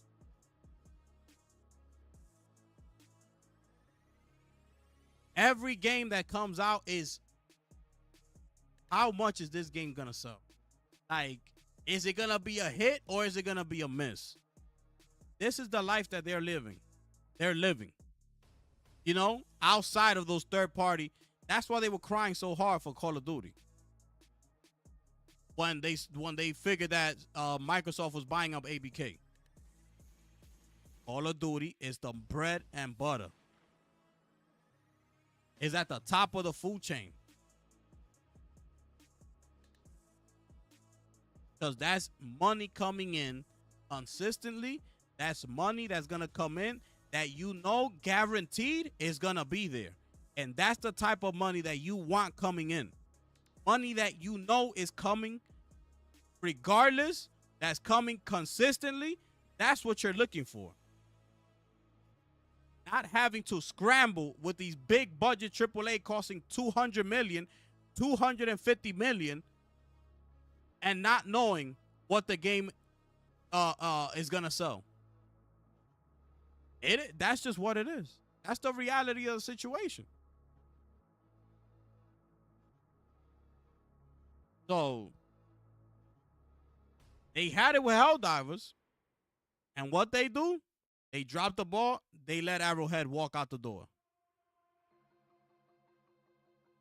For the likes of Jade Raymond, for the likes of Jason Blundell, for the likes of Team LFG. Absolutely disgusting.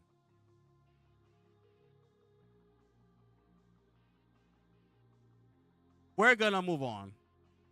I don't even know. I'm just let me see here. Because apparently they spoke about Dragon Age Veilguard struggles. I was standing for management decision. Okay. Let me see here. The game originally began as a standard BioWare single-player title before EA executives forced a pivot to it becoming a multiplayer live service game. When that decision was made, creative director Mike Laidlaw, who disagreed with the decision, resigned from the studio. Matt Goldman took over for Laidlaw and began work on the new online multiplayer version of the Dragon Age title. After multiple years of working on the multiplayer version of the game, it was then decided to move back into being a single-player title. When the switch back happened, Schreier says it was done without any sort of reset on development. Instead, development was to continue development while changing the game's fundamental structure and recasting the entire story. When it returned to single player, the team at BioWare was given a year and a half to finish, which forced rushed decisions. Quote, the strict deadline became a recurring problem.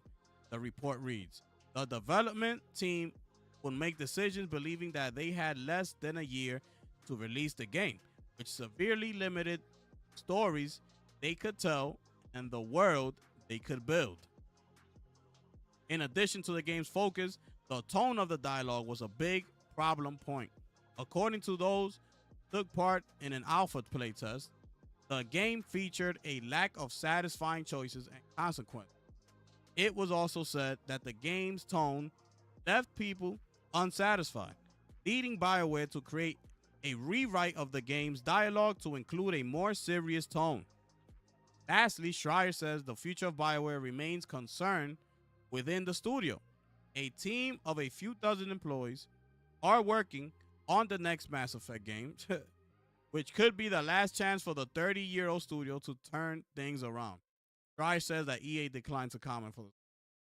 Listen, I don't even know if at this point, when they finally show off Mass Effect, if people are going to be excited for it. There's so much going around EA, so much negativity. This is going to be one of those games that we're going to have to wait and see when it comes out, if the game is actually good or the reviews start coming in. Because at this point, like, I'm looking at EA and it's just like, bro, just sell the company, bro. At this point, sell the damn company. Because it's clear that these people do not care anymore. They're just looking for the money by any means necessary. That's all they're concerned about. And it's sad because EA is, is a company that I've grown up with as a kid, as a child, up until today. EA is one of those historic companies, in the gaming industry. And just it's going to be sad to see them go out. Just sell the company to someone who's more passionate about it and things like that. And all those IPs under the EA umbrella, it's crazy, bro. It's crazy what's happening with that company. Well, yeah, that's just what it is with that game right there. And again, I did play this game. I bought it. I enjoyed it. I had a good time with it. But again, I'm not a hardcore Dragon Age fan. So that's why, what I say about the game doesn't really matter because I didn't come from those earlier titles. Those are the people that were pissed off with the game and things like that. So you got to take those people's opinions about the game and how they felt about the game over mine. Because they're more of a hardcore audience, a fan towards the Dragon Age franchise, not me. So it is what it is, man. But yeah. Let me see. Let's keep going here. Real quick, Capcom has announced that Street Fighter 6 has now surpassed 5 million copies, and they are including the keys, the game keys that they have sold with the Switch 2's launch. Okay, so that's what everything included. They have now surpassed 5 million copies. They are almost gonna surpass Street Fighter 5. Where is it? Street Fighter 5, which is sitting at over 7 million copies sold. Okay, launch. So that's their next target there. Will they make it? Let's see. We'll find out. Also, there's gonna be a year 3 roster, and I showed y'all the trailer. We're gonna get Sagat will join the roster finally. I didn't know he wasn't in the game. C Viper, Alex is joining the game, and Ingrid will shortly in the spring. Okay, so shout outs to Capcom. These people,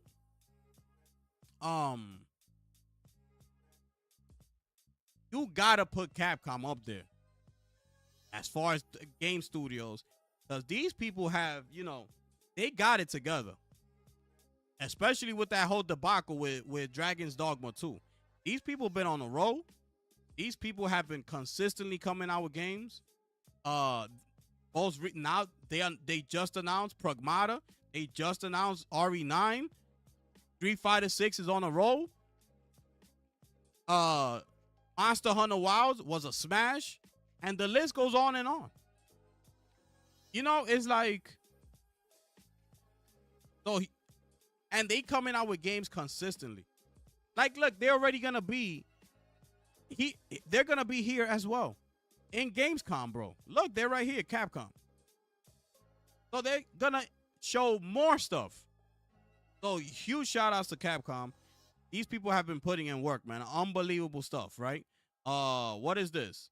Okay, get to that a little bit later. Real quick, Dune Awakening is out for all players, okay? But the console launch has been pushed back to 2026, okay? Let's see here where they start. Okay, while Dune Awakening is out for PC players today, it isn't out for those looking to head the Arrakis on consoles. We've known for a while now that the game will be coming to PC first, but it looks like players on PS5 and Xbox will have to wait until next year to play Dune Awakening. In a press release for today's launch, Funcom confirmed that the game will be out on PS5 and Xbox sometime in 2026. They don't even have a window, and of course, not even a date. The studio also debuted a trailer for the full launch, okay? Say here, quote, "Believe it or not, we do look at all your feedback across social media, Discord, support tickets, and Steam reviews.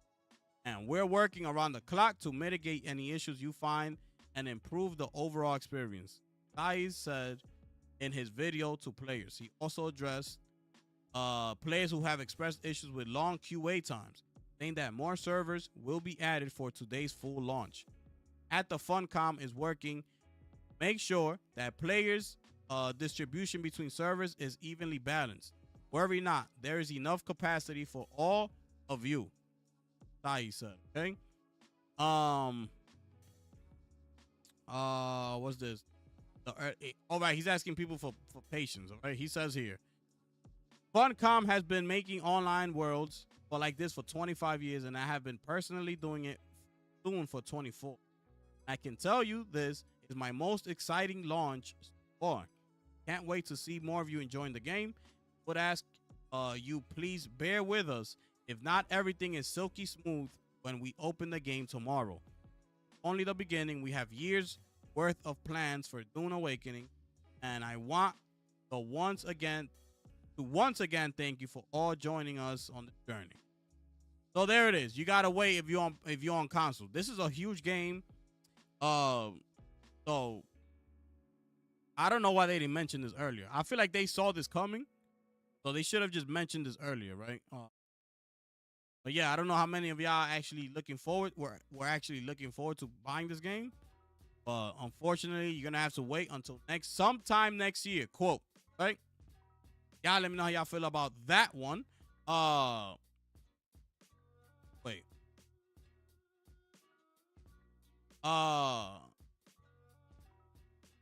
Let me get to this. Because this is the thing that I be talking about. These people get on my damn nerve. This guy right here talking about Game Pass leads to devalued content. Revenge of the Savage Planet developer said. Okay? Where is it? Although, let me start here, okay? Although Raccoon Logic feels that Microsoft has been an amazing partner, Revenge of the Savage Planet's creative director has commented on Xbox Game Pass. I forgot who was it that said something good about Xbox Game Pass. I'm so mad I can't think about who was it that said it. Damn, I forgot. But anyway, let me continue on. He suggests, quote, content has been devalued and that people are less willing to pay for things. These people make me sick. Like I said before, I'm gonna tell you one more time. Unless you are a studio under the Microsoft umbrella, okay, i.e. Bethesda, they're under Microsoft. They're owned by them. They don't have a choice. You know who has a choice? These people right here. You know who has a choice? Right here. Do they have this guy's name here or not? They don't got the guy's name here? Whatever. Raccoon Logic. They have a choice. Fanfall had a choice with Expedition 33. You got a choice. Take the deal or not. It's up to you. If Phil Spencer comes to you with a check of however $1 million, you could say no. You have that option. You know that, right? You know that? How you going to make a comment like this after you took the check? And now you seen that you're not selling. Fast forward, now you don't like the concept of Game Pass. That's on you. You decided to make that. You could have said, nah, Phil, I'm good. I'm confident in my game. We're going to sell. So this game is going to be good. It's going to hit. You feel good about it. I bet. That only worked for Sandfall with Expedition because they sold well enough on PlayStation. Like the game was a smash success. Selling over 3.3 million copies in a month. Add that to the big check, whatever the check was that Phil Spencer gave them. And it worked out. So it's basically like they got their money from the Xbox guys because that big check, whatever that was, must have accounted for whatever sales they weren't gonna make. So they actually came out winning because people on Xbox were not gonna buy the game. Those people don't buy games. So the fact that they blew up on PlayStation and at the same time took the check from Phil, it was a match made in heaven for them. For you, Raccoon Logic, that is not the case for your ass. Took the check. Have at it. You made your bed. Now lay in it, sir. Okay? Because everybody knows this already. Everybody knows this about Game Pass. But it's there. And the decision is yours. Unless you are one of those studios under the umbrella of Microsoft. That's it. That's all you gotta do with it. Be like, no. Just say no. Okay? Just say no. My goodness. These people are out of control, bro, in this company. This business. These people make me sick. These people are out of control. You got a whole bunch of stuff happening on. Meanwhile, Capcom is out here throwing out straight heat. Straight fire.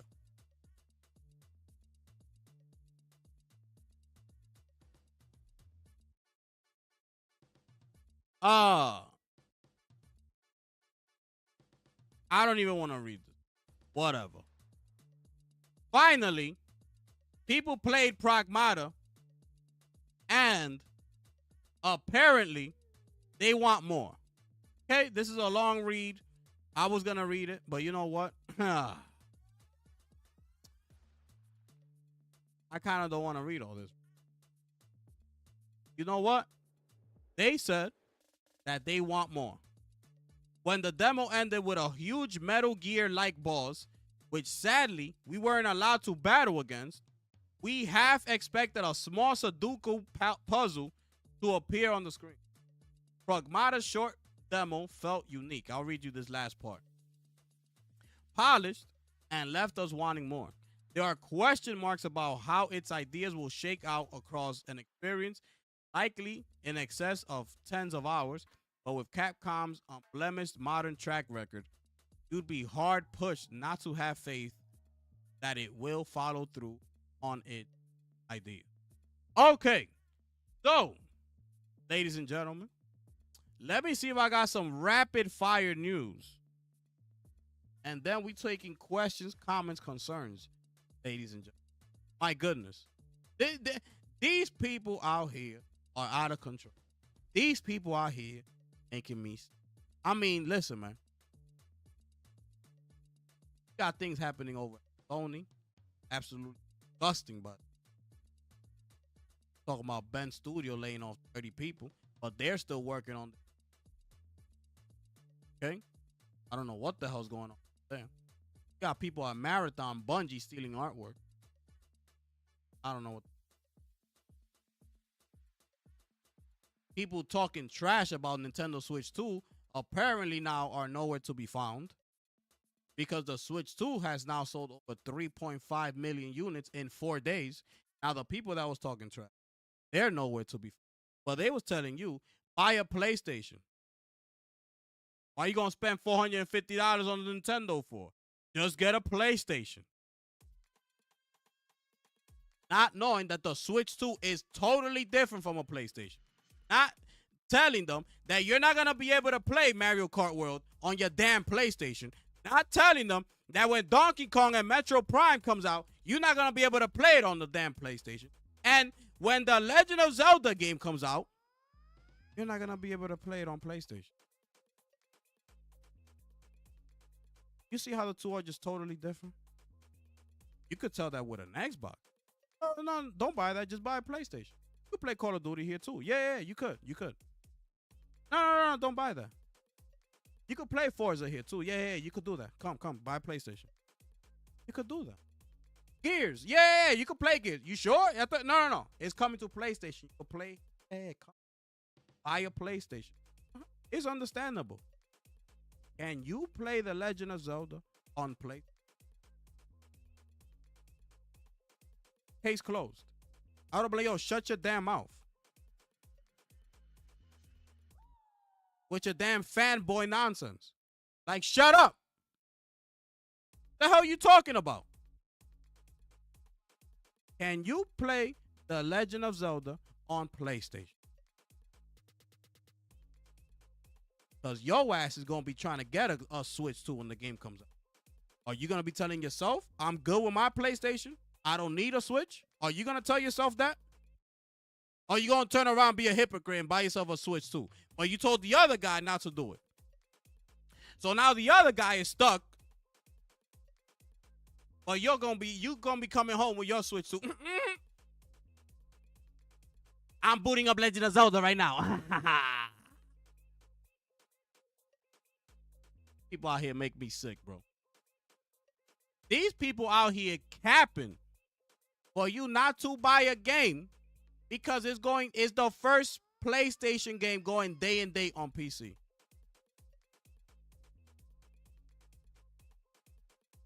They don't want you to send the wrong impression to the people over at PlayStation.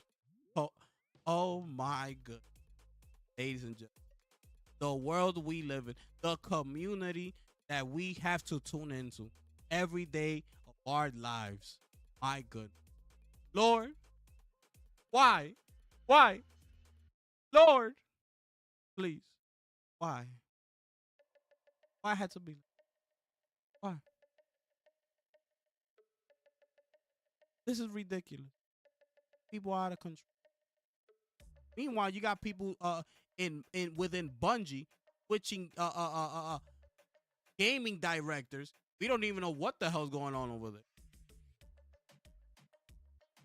Meanwhile, Neil Druckmann and the one and only Mark Cerny is all up in Summer Game Fest, not talking about a damn thing, by the way. Just over there smiling for the damn camera.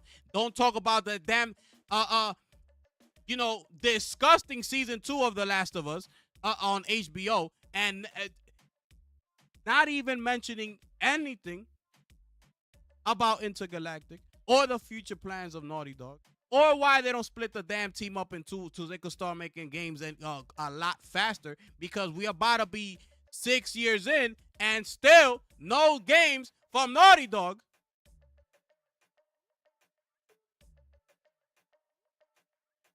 But somehow we got 3 from Insomniac. Somehow we got 2 from Housemark. Somehow you got studios like Obsidian, 3 games back to back to back. I mean, where these people at? I mean,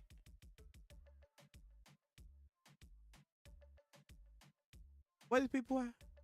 Where you at? Can somebody get Herman Host damn phone? We need to have a conversation. Oh, no. We're going to hear him on Friday. Stay tuned. Because Friday, we're going to see what's up. Are they going to give us any type of information? Are they going to tell us about any type of damn showcase that they planning on working on after that damn earnings call? I don't know. Or are they just going to report their numbers and keep it moving? That's all they're going to do. Where the hell are these people?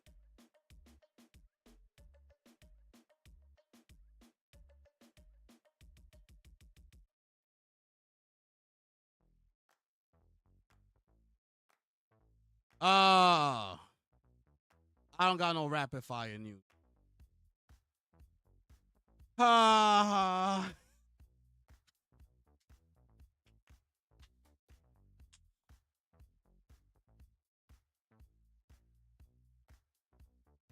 Yo, these people crazy, bro. Crazy. Yo, these people out of control. Where the hell are these people? Yo, where's Corey Barlog at, bro? Where is this man at? Where are you, sir? Can you do a damn video interview at least? Can you get on one of these damn podcasts and do something? Say something? Can you? Please? No? You've been in that damn studio working on that game since 2018. It's 2025. Where the hell you at? And it's not like your partners are helping your case because nobody's coming out with a game. So where the hell you at? Anyways, that's it right there. Okay? We taking questions, comments, and let me look for some trailers so I can put on this. I will be right with.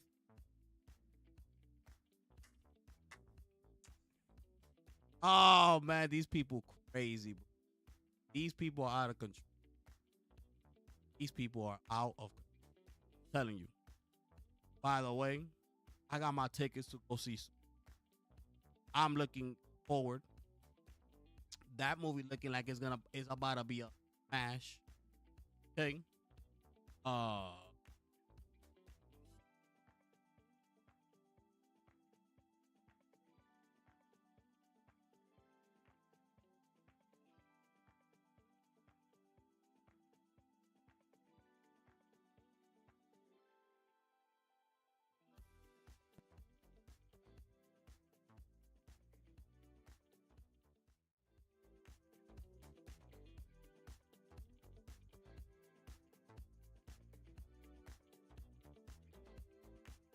All right, people.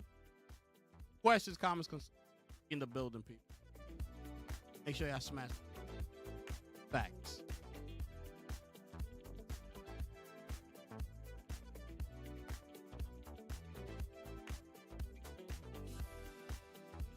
Nah, I didn't delete Mind's Eye. Nah, I didn't delete it, bro. I still got it here. I still got it.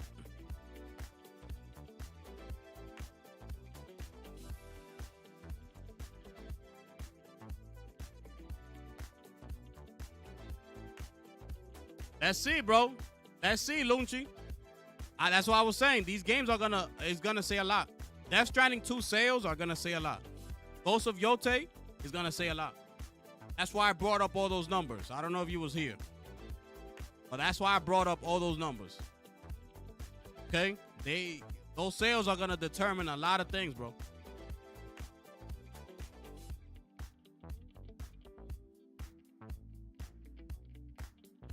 Capcom been on it. Yup. Looks good, but I'm not trying to.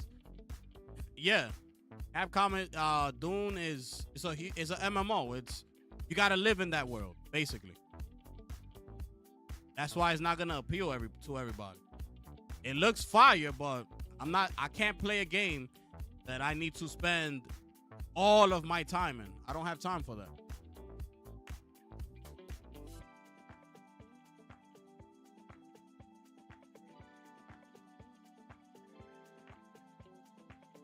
I get it, Lunchi, with the pandemic and all that, but these people sold that in 4 days, bro.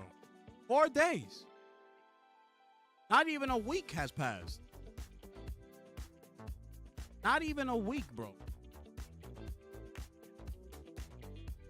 Yo, Mike, what's good? You still in here? Yo, where Mike at, man? I feel like Ghost is going to sell more than Death Stranding 2. Yeah, absolutely.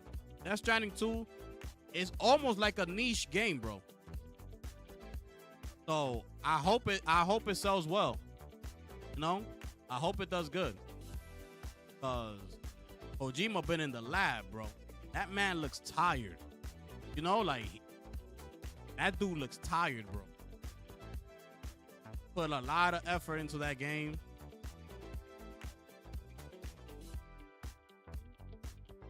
Let's hope it and let's hope it does well. You know, they spend over $200 million. Hype for Pragmata, yeah. Hype for that too, bro.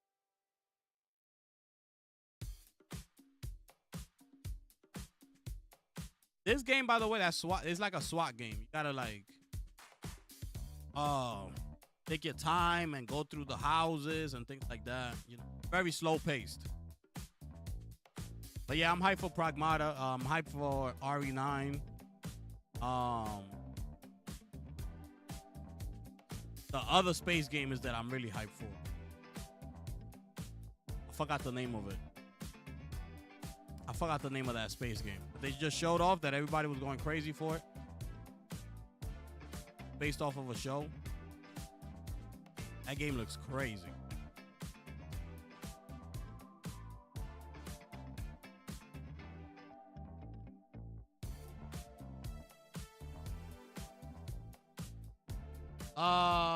About Pragmata? Nah.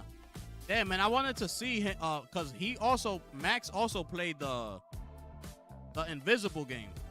Invisible Versus. And I didn't get to see what he said about it. But I'll check it out. I'll check it out after this. What he say about Pragmata? Was it good things?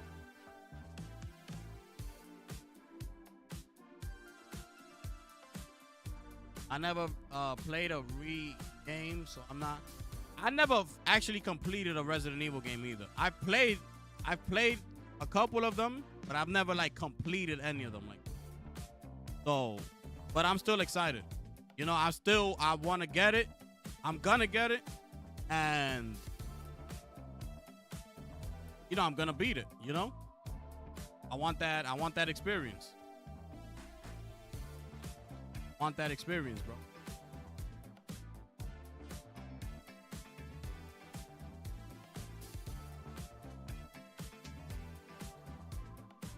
Shout out to everybody in the building, ladies and gentlemen. Make sure I smash that like button. You understand what I'm saying? Subscribe to the channel if it's your first time. Share out the stream. Let everybody know where we at. Y'all rocking with the gifted one here tonight, people. My goodness. Play a clip. From where? Yo, from where, Lunchi? He got clips or he got a whole video? He got clips or he got a whole video? Well, I'm not trying to play like 15 minutes of it.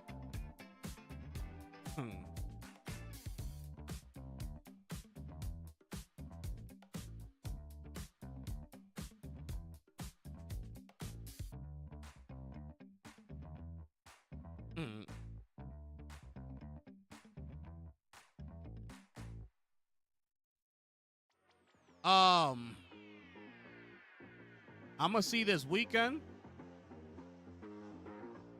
how that paycheck is looking, and Man, I might get a Stellar Blade for PC. I might. You know what? I'm not even gonna do it. I got Death Stranding coming up in less than 2 weeks. I'm not gonna do it. I'm not gonna do it.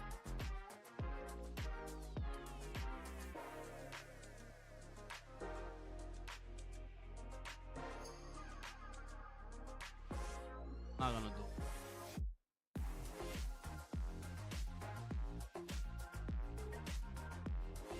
it. Oh snap! Ananda Lewis died from MTV. Y'all remember Ananda Lewis? She was a VJ on MTV. He died, bro.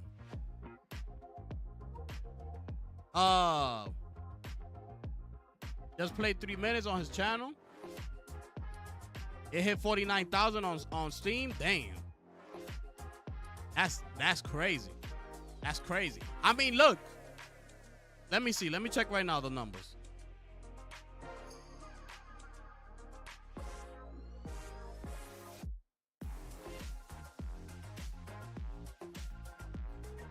No. Is at 66,000 right now? Bro, it's at 66,000 right now.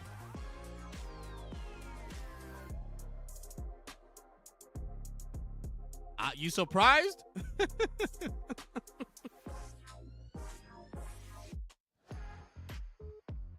Is that a test?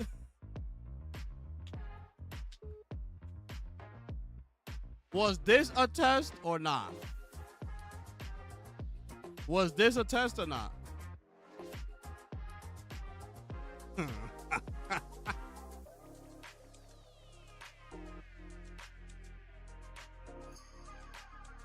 I'll get to it. I'm gonna get to it on PC. I'm gonna get to it. It's just that I don't want to do it right now because I know I'm not gonna finish the game on time. And Death Stranding 2 is right around the corner. So it's just gonna be too much to pile into one, you know, at this moment.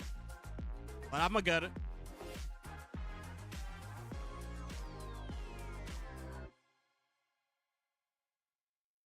$66K? Telling you. Just wait for Lost Soul Aside. You think Lost Soul Aside is gonna do them numbers?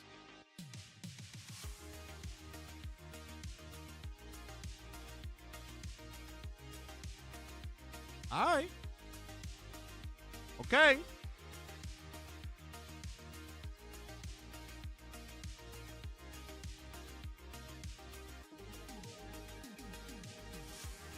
Remember, these are tests that we're being given, okay? These are tests that they're giving to the PC community.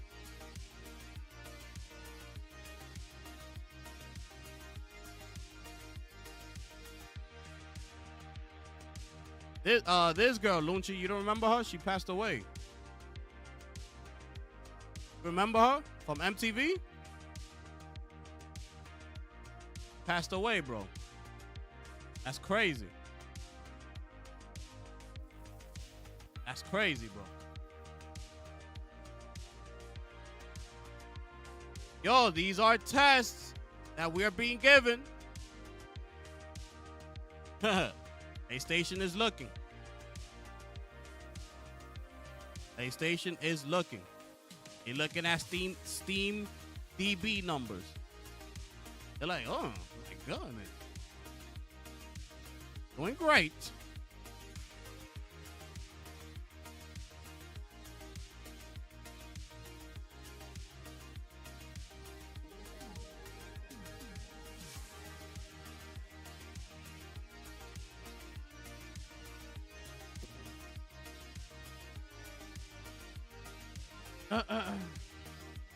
Yeah, that's crazy, bro.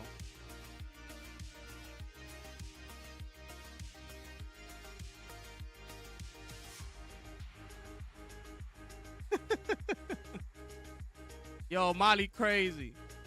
Man, those are from the good MTV days, man. The good old MTV days. Orochi's looking at them Steam numbers. Exactly. He looking at that like, that look good to me. What you say, Nishino? I was like, it look good to you, it look good to me. You like that? Because we can do more. You want me to do more? The Toki's like, do more. Or better yet, just wait. Got our earnings call coming. We'll tell them then. Don't be surprised. I'm telling you. Don't be surprised. Telling you.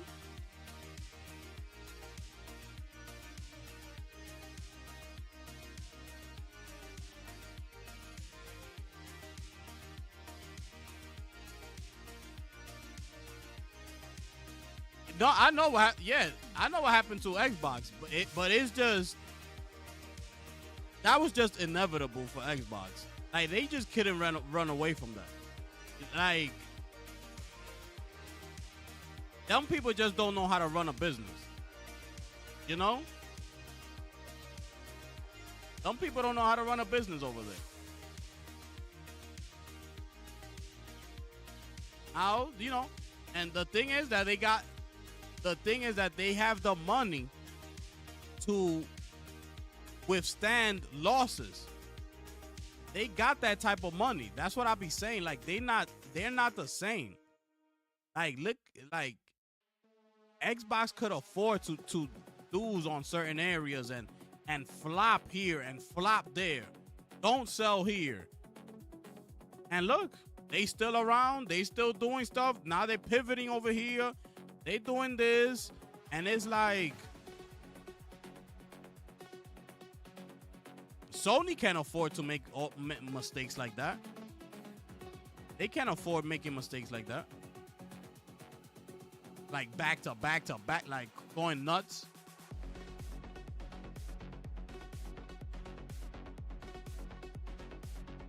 Yeah, exactly. Yeah, they gave up on that hardware. They said, you know what? The majority of these people on PC anyways. Let's get rid of the damn console. We don't need it. We losing money anyways. Let's scratch that. And they're focusing on PC and now they're focusing on that handheld. You know, and the console is so far in their rear end, they're not even looking at the console game. They're like, bro, if you ain't got the message by now, then I don't know what to tell you.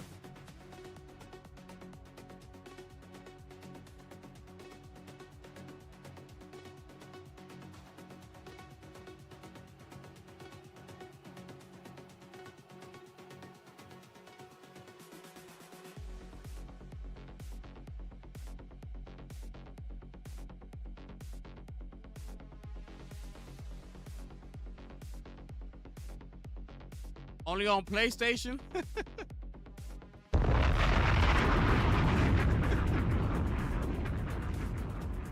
Finish him. Oh, man. That's crazy. Yo, them people crazy, bro. Them people crazy, bro.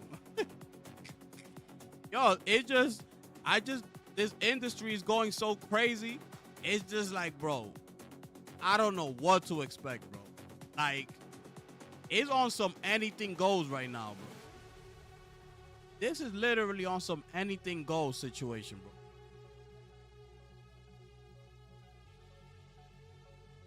No, but was Sean Layden right? Like, when you look at things, like selling to the same customers, these consoles.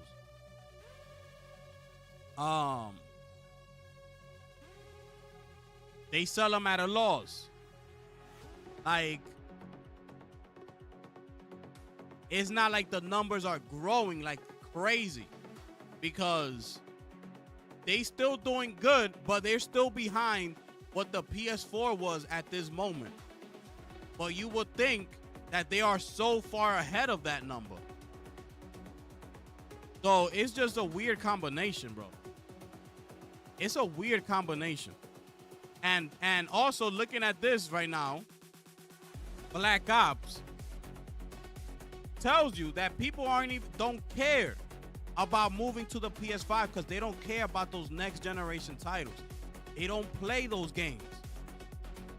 As long as they're getting this right here on the PS4, on the Xbox One, which is the latest thing that people are mad about, is because you still, you know, looking at those customers, but there's so many of them.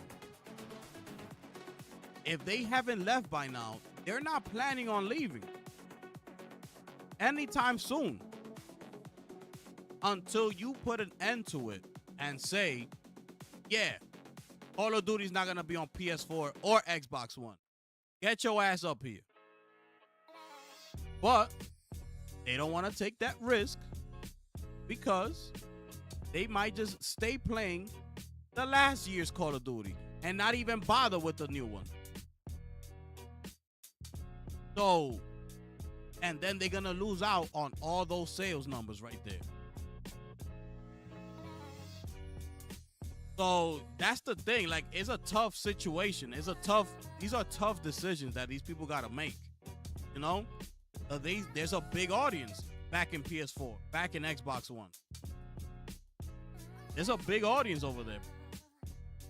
And you one of these companies, I'm just throwing a random number, right? Like, you a company, you ahead, and you're like, bro, if we don't do PS4 and Xbox One, we could potentially be forfeiting these potentially $300 million of revenue or $400 million. I'm just throwing a number.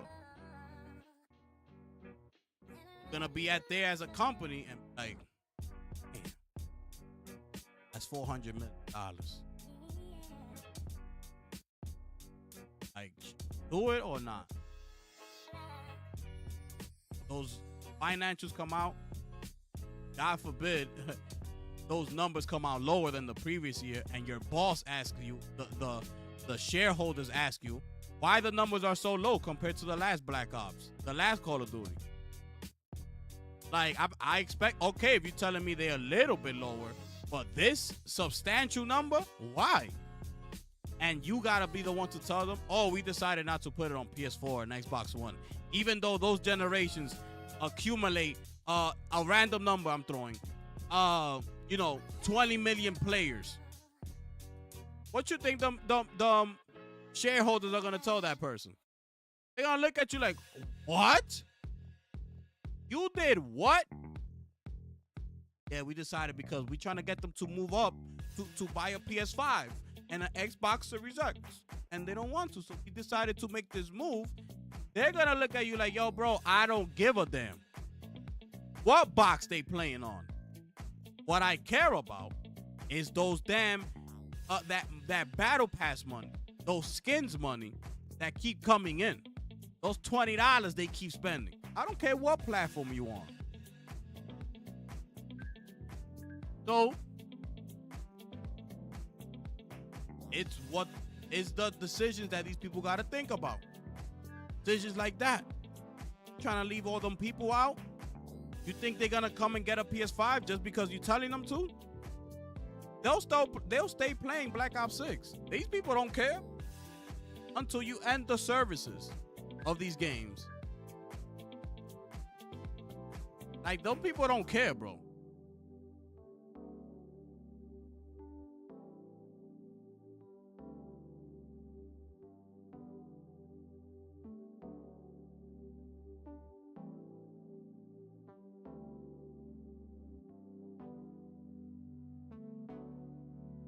Yeah, Xbox need money. You know who's giving them money? PlayStation gamers. Buying up all their games coming to the PlayStation. PlayStation gamers this could have gone real bad. Because let me give you the other solution to the other side of Xbox becoming third party and crossing over to PlayStation. PlayStation gamers at that point had a chance to say, to look at them and be like, yo, nobody buy nothing from Xbox. No Indie, no Gears, no Fable, no nothing. No Forza Horizon. Everybody relax. Don't buy anything. Imagine that. It would have been crazy. I wonder what they would have said. I wonder what the situation would, the conversation will be like right now. But exactly. No, I'm not talking about PlayStation. I'm not talking about PlayStation accepting them in the store. I'm talking about the people who buying the game, the gamers. Imagine all the gamers would have said, nah, we ain't buying that. And left Xbox hanging. Like, bro, nah, we ain't buying that. We good. We'll pass. And Xbox gets those numbers and they're like, damn, we didn't sell nothing? They could have put an end to Xbox. Because now you're not making consoles. You're not gonna have enough Game Pass to hold you down. You're not selling on the most profitable console. We don't look bad out here.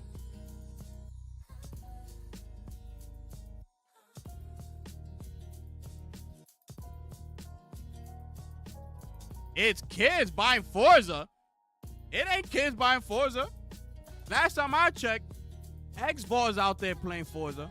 And J-Dub is out there playing Forza. It ain't no kids. No grown people buying these games.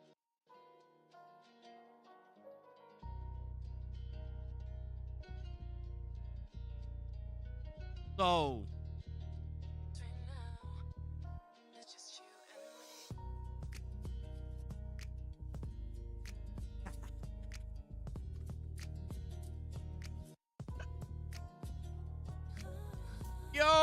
Yo, Lunchi's the GOAT. Yo, my man Lunchi said, not. It's a car game.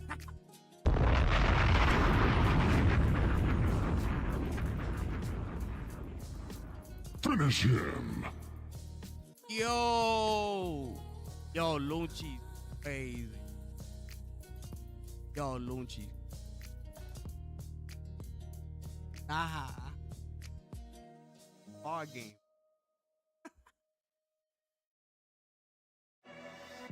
Kids love card games. Yeah, adults love them too, bro. Adults love card games too, bro.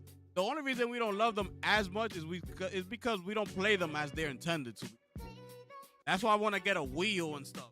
Like, bro, go to Micro Center, bro, and sit down in one of those gaming chairs those racing chairs that they got, and try out one of those racing games, bro. And tell me that if you don't got one of those in your crib, you wouldn't be playing car games nonstop.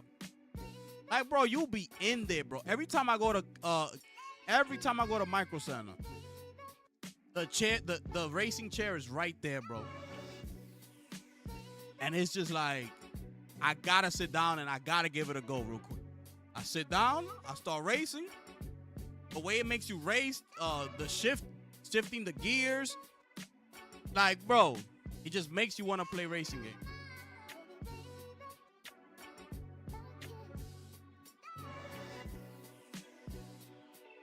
Yeah, a lot of kids buy, the parents. Yeah, absolutely. Absolutely. Anything and everything selling on PlayStation. Facts. It's the default. It's the default station, bro. It's just, if you're thinking about getting a console, PlayStation's on your mind. It's not Xbox. Don't play races anymore. Last one was Need for Speed Underground. Nah, bro. Motorfest was good, bro. Motorfest is good. And Forza Horizon is fire, bro.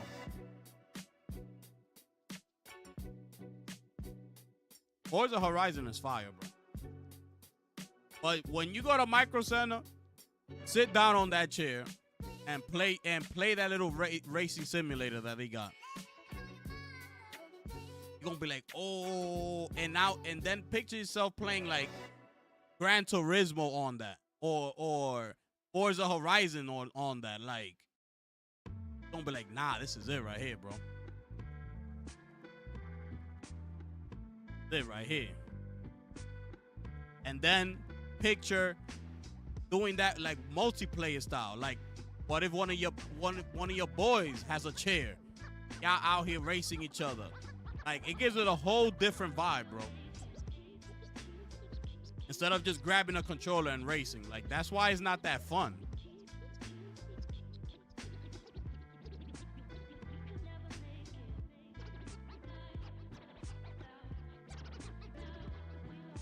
Story-driven action third person. Nah, I feel you. I know what you're saying. I know what you're talking about.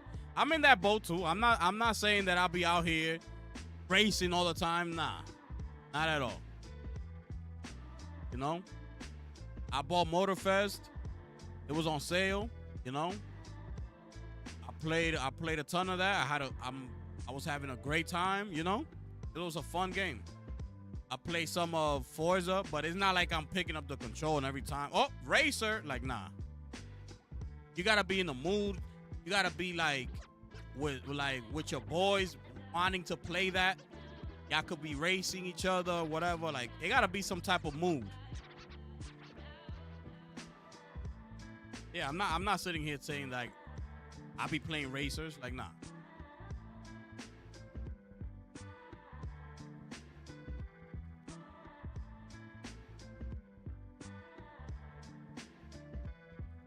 Bro, I was gonna boot up Mind's Eye, but I'm waiting until that patch drops. Did you play? Oh, Lunchi, I didn't even ask you, bro. Did you play it? Did you play it when you got to the crib?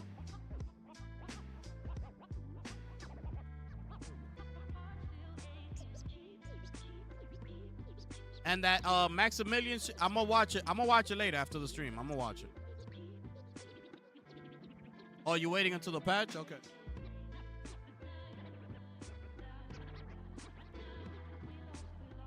Yeah, but I feel like they should have definitely given people their refund.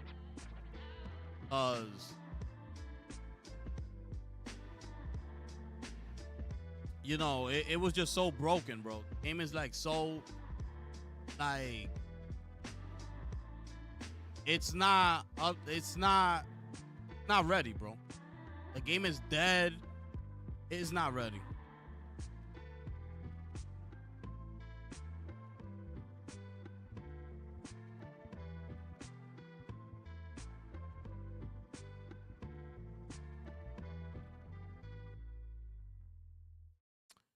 They saying that the port is good too, the Stellar Blade.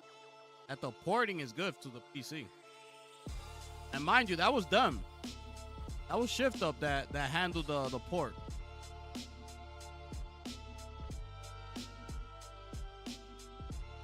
So good job. No, they on their job. Did y'all get the Gears of War? Or did y'all buy that? You know the beta is gonna be on this weekend. It's only $40 too.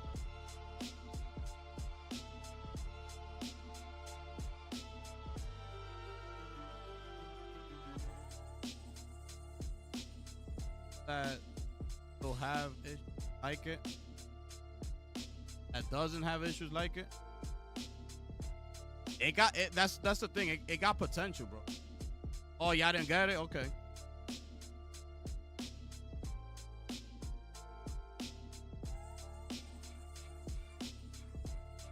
It's $40. And you get... That's what? That's the complete edition, right? $40. So... No, remastered. 4K and things like that.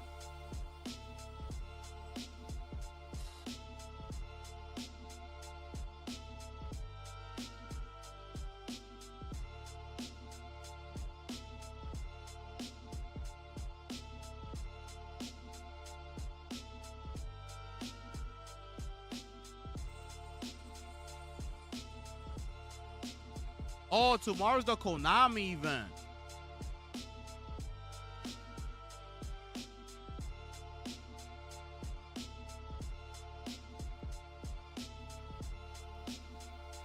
But it's kind of early though.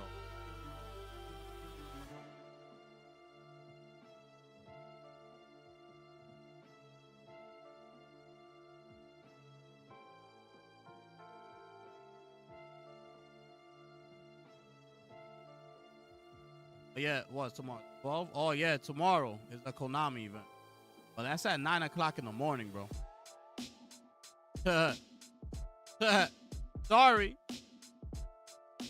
9 o'clock. What's the Thursday?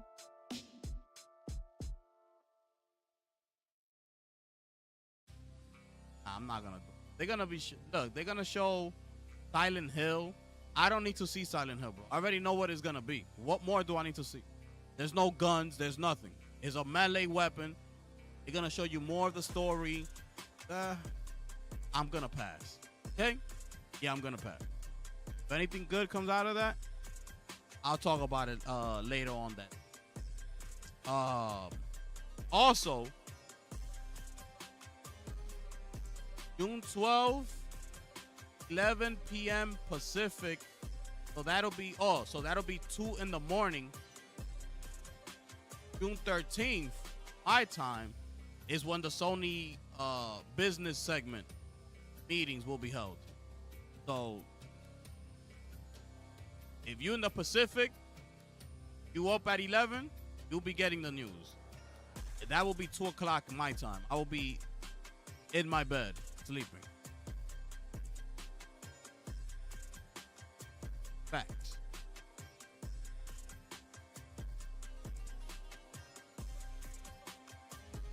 Stream it? Yo, that's too early, bro. That's too early. And the games are not like we haven't seen them already. You know, it's like...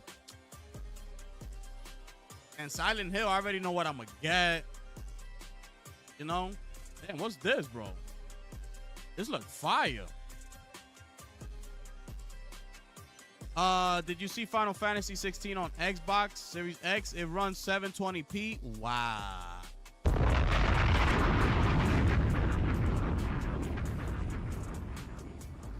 That's nasty work. I was looking at some footage of it. I didn't look at the whole video, but yeah, I saw some footage about it. That's nasty work. Absolutely disgusting, bro. You know? Straight disgusting, bro.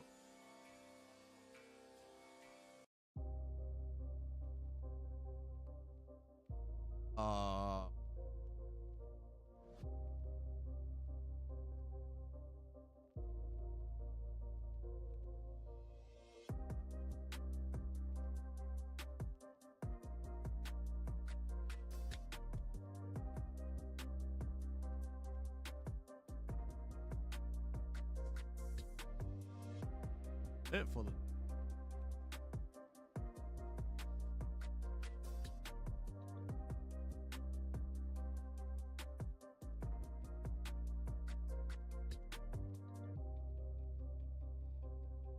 have a frequently asked question about Reloaded multiplayer beta. What did they say? What platforms can I play on? Xbox, Xbox PC, Windows PC, Xbox Cloud, PS5, Steam, Nvidia, GeForce. What are the restrictions? Are there any platform restrictions? No. We'll be able to play the multiplayer beta on all platforms. Full game will be released. All platforms. It runs from Friday, June 13th to Sunday, June 15th. And the second weekend is from the 20th to the 22nd. So they're going to have 2 consecutive weekends of the beta for the game. Okay? Get that? You have to pre-order the game. Have an active Game Pass Ultimate or PC Game Pass membership. Oh, so I'm going to be playing that. Oh, okay. On the digital copies of Gears of War Ultimate Edition. Oh, so I'm playing that. I'm playing that this weekend. You heard me? Heard what I'm saying, Jack? Can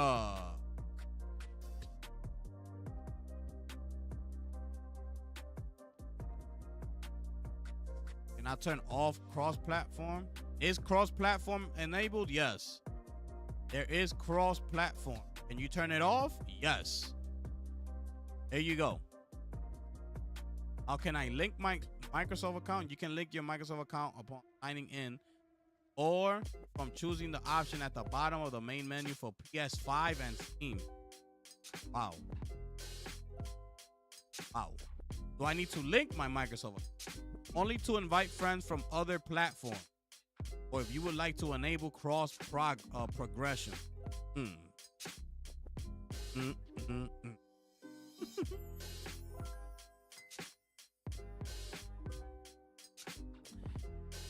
Y'all gonna make the Microsoft accounts or nah? Or nah?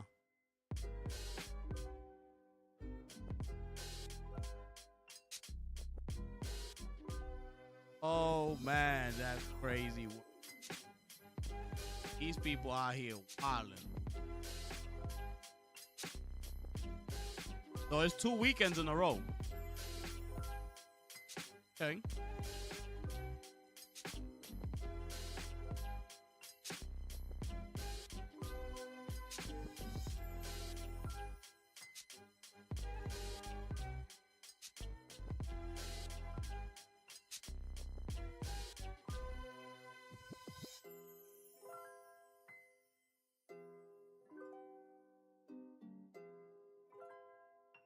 I wonder why that game dropped today.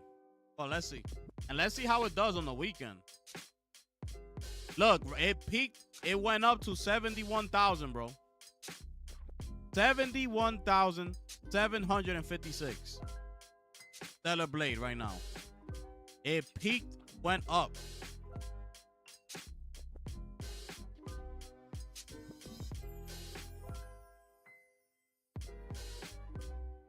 Numbers went up, people. Facts. Facts.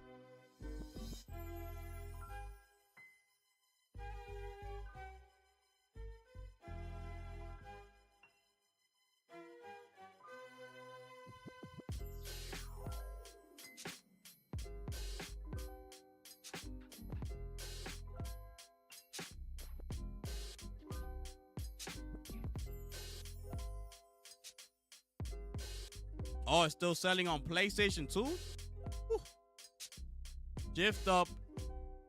Shift Up came up, bro. The come up is real for that studio. They were happy with what the initial numbers were.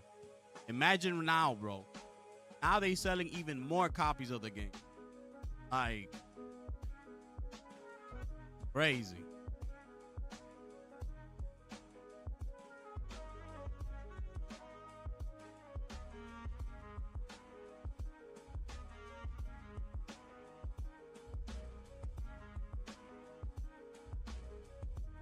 Nasty word.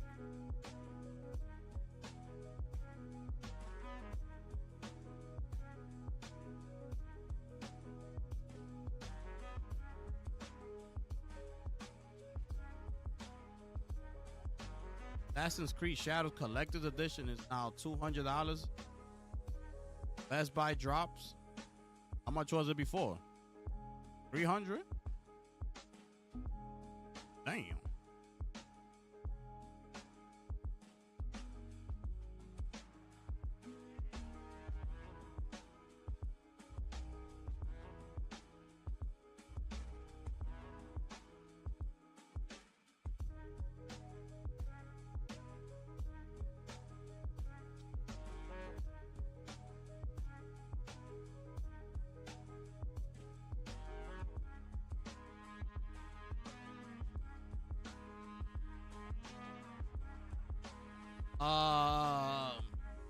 They made like 19 billion from PlayStation because Korean money was way less than ours.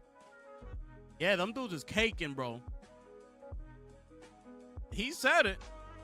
Just with that million that they had made, remember, it made him the richest something. Remember that? Like, he became like the richest something. Like, they gave everybody PlayStations. Like, that was a massive success, and they only sold 1 million copies, bro.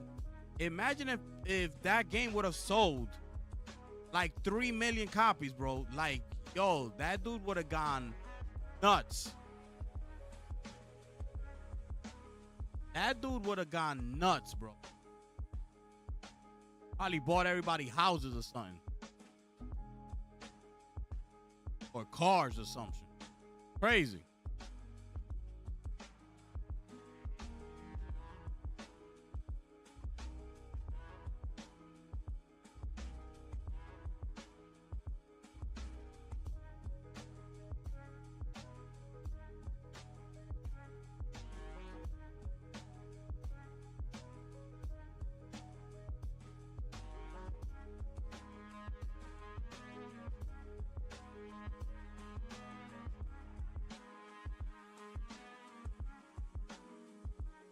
Oh, I just saw it right now. Damn, that's crazy, bro. Look at that. Oh, look at that. Damn. Why so low like that, bro?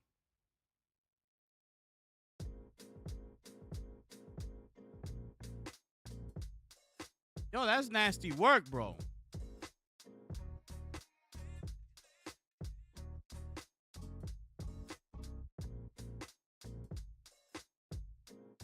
Yo, why so low like that?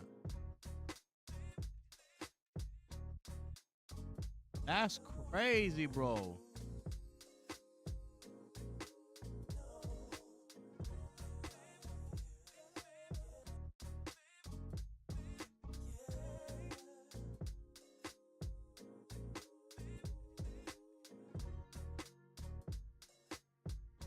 Bro.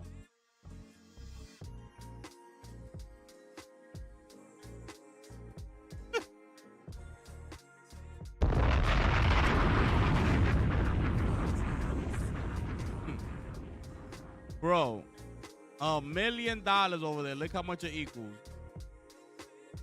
Bro.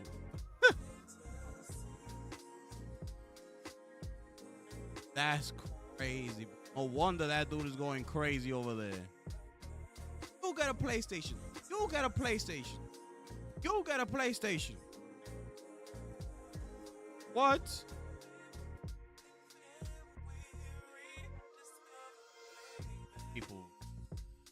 People eating over there, bro. Some people eating over there, man.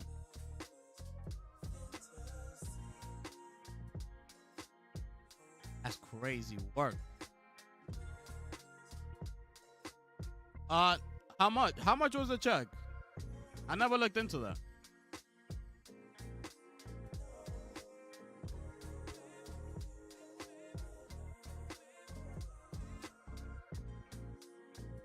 $19 million? Dang.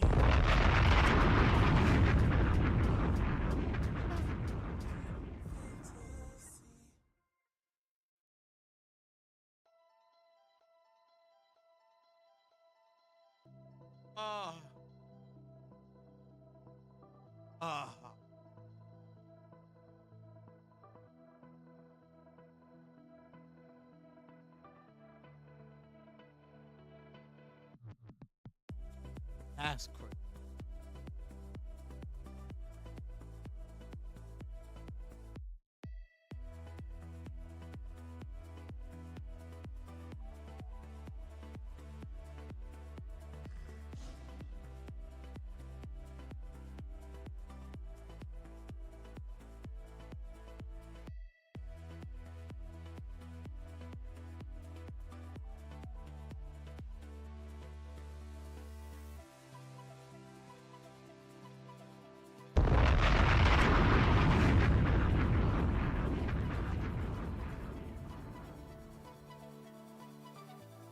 These people out here.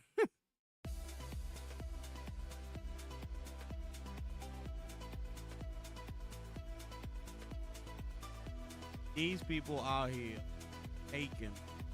My goodness. Out of control. They having a party right now. right now, they having a party.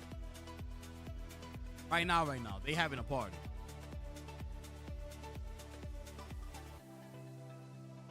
The number is going up. They're at 73,000 peak numbers right now. The number's going up. Remember, over there is we going to sleep. They're waking up, right? That's how it goes. We go to sleep. They wake up.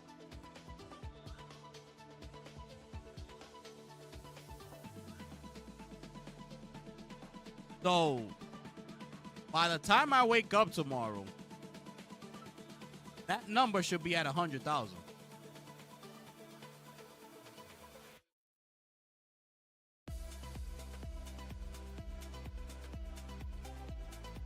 That number should definitely be at 100,000 by the time I wake up tomorrow. Yeah, there's people in the States. Yeah, there's people in the States. But I know a lot of them over there are buying the game on PC. So, by the time I wake up, it should be over 100,000.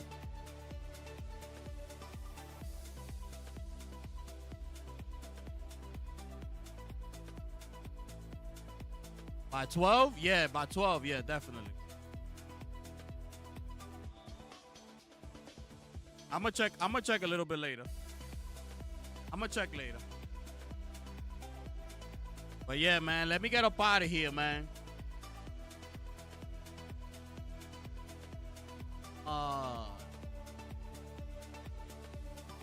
Check if I got anything else. If not, we out of here, bro.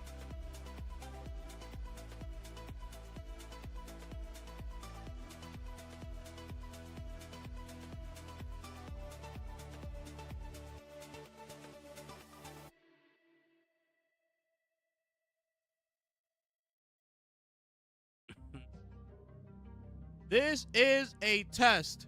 Testing. This is a test.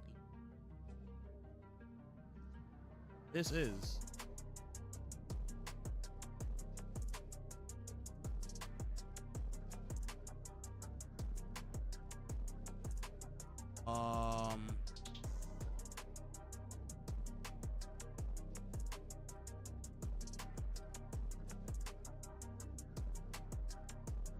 Yeah, people played RE9, they played Pragmata, and they played Visible Versus. They played all them games, bro. They played more Crimson Desert over there. Like, it was crazy.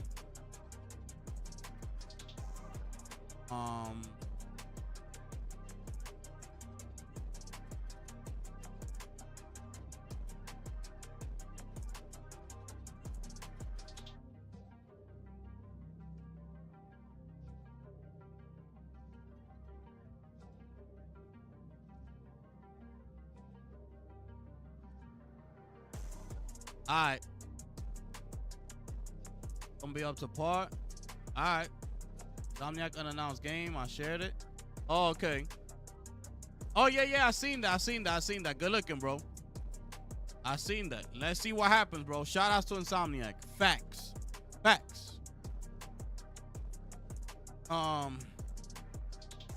yeah, man. Let's see what happens, man. Yo, Lunchi, I appreciate you, my brother. Thank y'all for those who tuned in tonight, man. Hopefully y'all had a great time here. If you did, make sure to subscribe to the channel, hit the like button, share out the stream. Click that link on the top. That's for memberships. Or if you're watching this later on, it's in the description below as well. And yeah, man, let's see what tomorrow has in store for us. Thank y'all so much for rocking out with your boy. That being said, it is your boy, the gifted one here, ladies and gentlemen. I'm going to catch y'all next one. I'm gone.